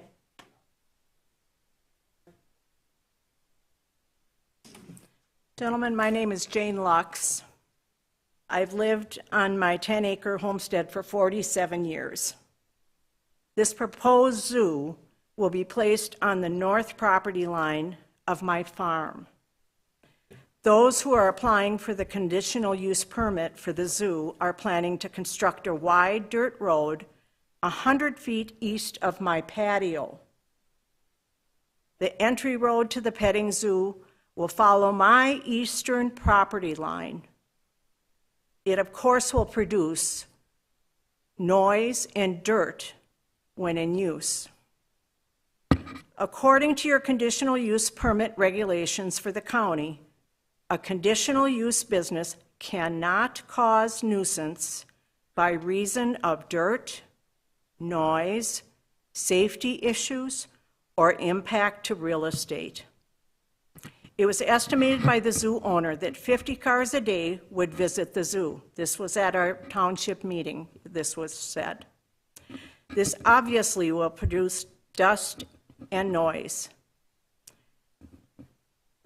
Additionally, having a petting zoo beside my yard will also negatively impact my real estate value when I list my farm for sale. These ladies said that the mile an hour would be 5 miles an hour on that dirt road, but that's not until they get up, until they see the zoo. You know that people are going to be excited. They're not going to be driving 5 miles an hour. There's going to be excitement. The other thing is the privacy fence that they're proposing on my property line is not a privacy fence that that will block what they see on my property. Inside my property, there are things that are mine. They're private. And my concern also is that there might come a time that people might see things on my property and they will decide they're going to come back after dark. This will change my life dramatically. Thank you.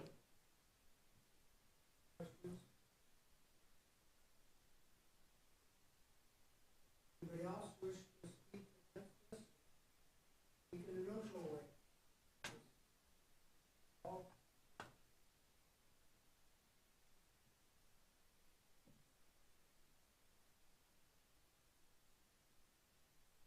Record ladies, the burden of proof.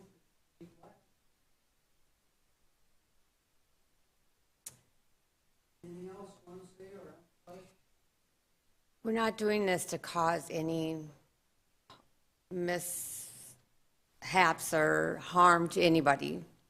The 8-foot fence barrier will help secure the animals. The 8-foot fence is going along the driveway, which is to secure her property. The pictures that you've seen are photos taken towards her property, and you cannot even see into her property. We're trying to do our best to secure her privacy as well as to operate a safe, friendly, family environment. Thank you. Are you going to have electricity on the property? Yes, we would. Are you going to have a well? Yes, we would have a well. Well, And we are need you to going to water the have animals. lights? Security lights. Downward directed lights so they don't light up the whole neighborhood, I presume? Correct. Any Correct. lights along the fence between 90th and None. your gate? Nope, there'd be a gate placed at the road and then another gate where you would actually enter into where the animals would be held. So it would be double gated. Would they both be locked at night? Yes. Any other questions? Yeah, in the event that you move over to 250th, would you require that security fence the full length of the field between 250th and the display area? I guess I haven't entertained that because talking to the landowners, they are not for putting that driveway next to their elk coming off of 250th to jeopardize their state programs that they have with their elk herd.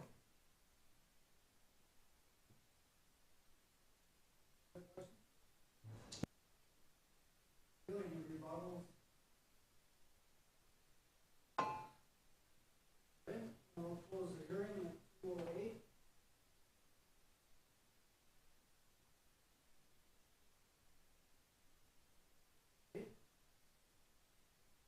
Has to do with road.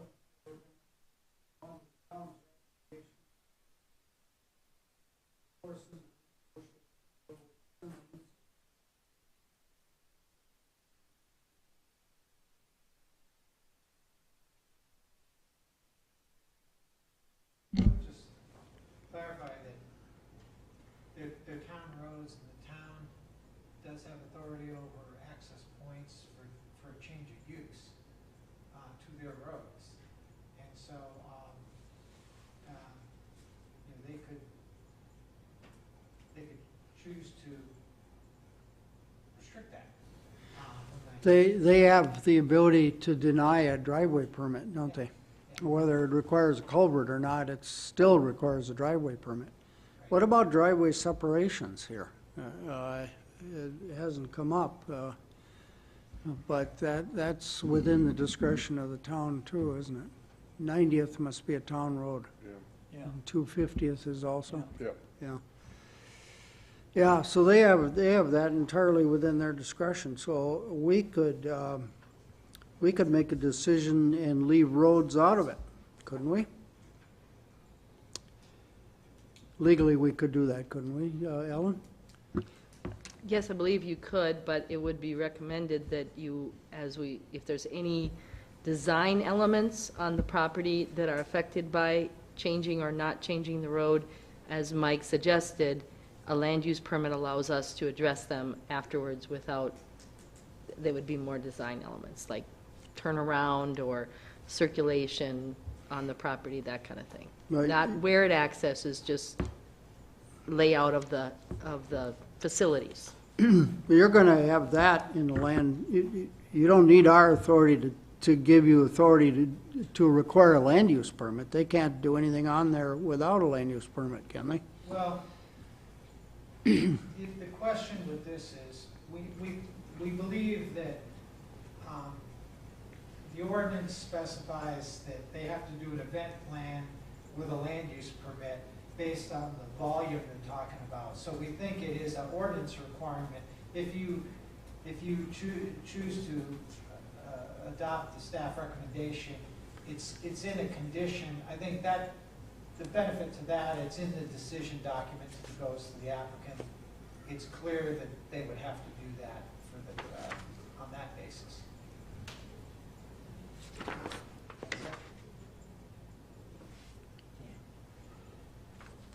But you're requiring the 250th Street access in the draft you've given us. Yes.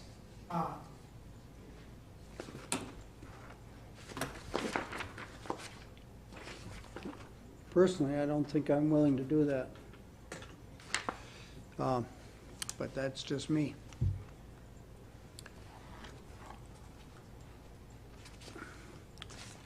Board members, some of you, let's hear how you're feeling about this. I guess I'm inclined to agree with you that I just stay on the driveway issue and approve the concept.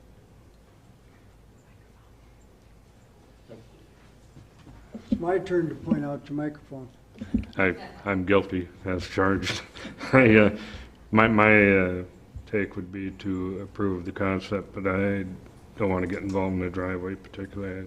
I thought that best left up to the town. Yeah, I'll agree with that.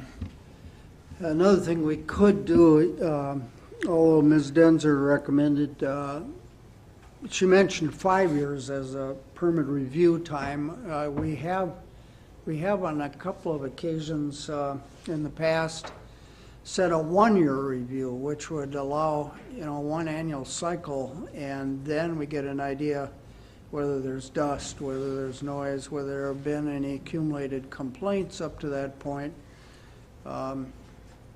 It was just an administrative review, just with staff. I mean, open to the public naturally, but just among the staff to review what they had with us, to see whether there were changed conditions that warranted going back in and modifying a permit.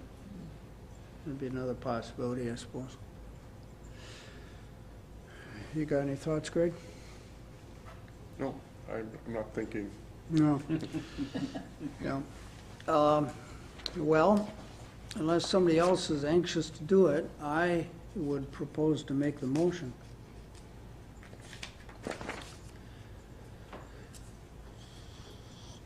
We got a question here, Joe. Ellen.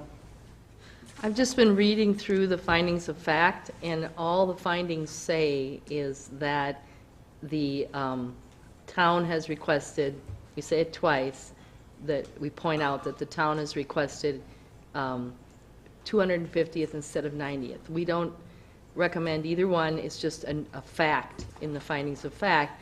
And then the conditions do not reference 200, they reference it, but Are you looking at page 155?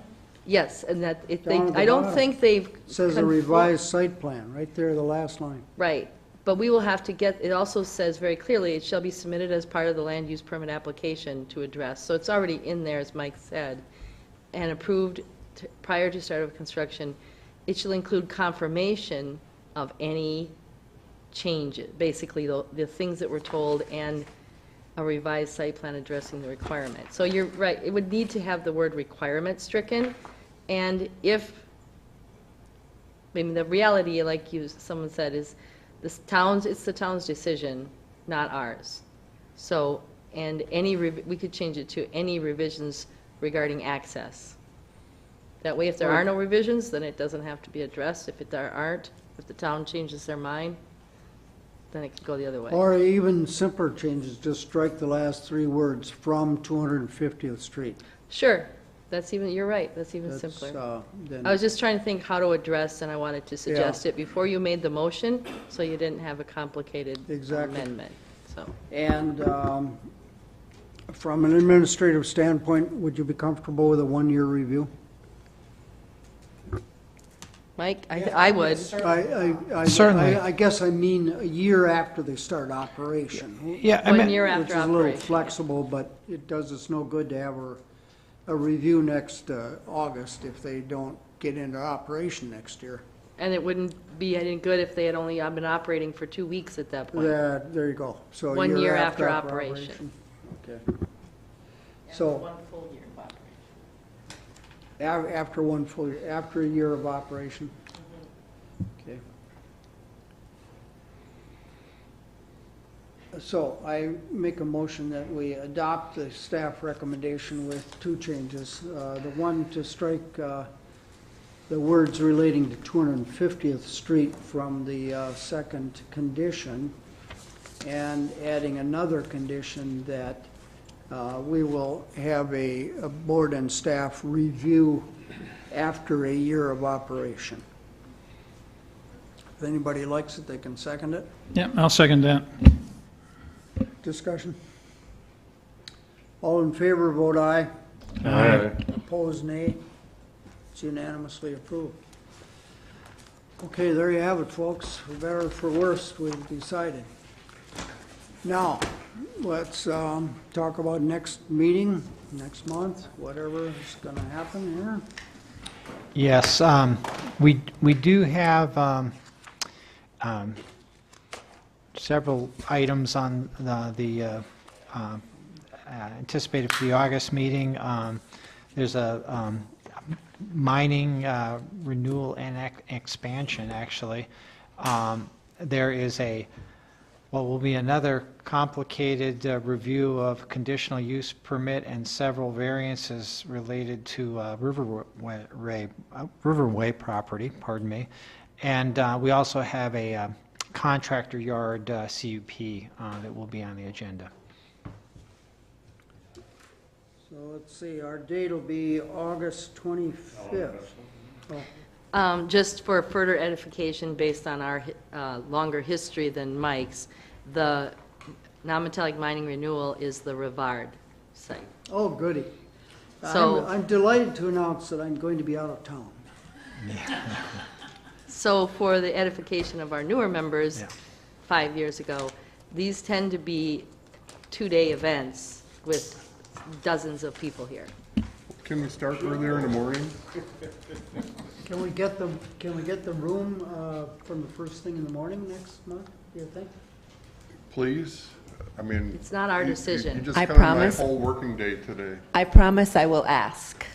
It's not our decision, it's the judges and the Why is clerk it of their court. decision? It's our court, our county boardroom. It's not our department's decision. You'll have to talk to someone much higher up than me. Also, just a note, as a little more, I don't know what else you can do, but you should think about it. It's a conditional use and 4 variances on the same site. All that, and I suppose they got a lawyer. Well, we haven't met the lawyer yet, if they Yet. have one. Would, is there a possibility of moving to September 1st? Could we? We'll be back. It's going to be complicated. Yeah, Sure. yeah. Sure, it'll get complicated. Well, if we all are absent. I wouldn't think, And there won't be a meeting. I wouldn't think a week would have that much implication on any of those in terms of moving forward. Do you want to move all of them? I assume all of it to the Yeah, the whole first week of package. September. So the 4th, the first Thursday in September, you're thinking? Yeah, that's what I am thinking. Okay? I think That's the day before Labor Day weekend, but Maybe we wouldn't go 2 whole days. maybe not. We'd certainly be under strong incentive. Can you Yeah. hear us all right, Dave?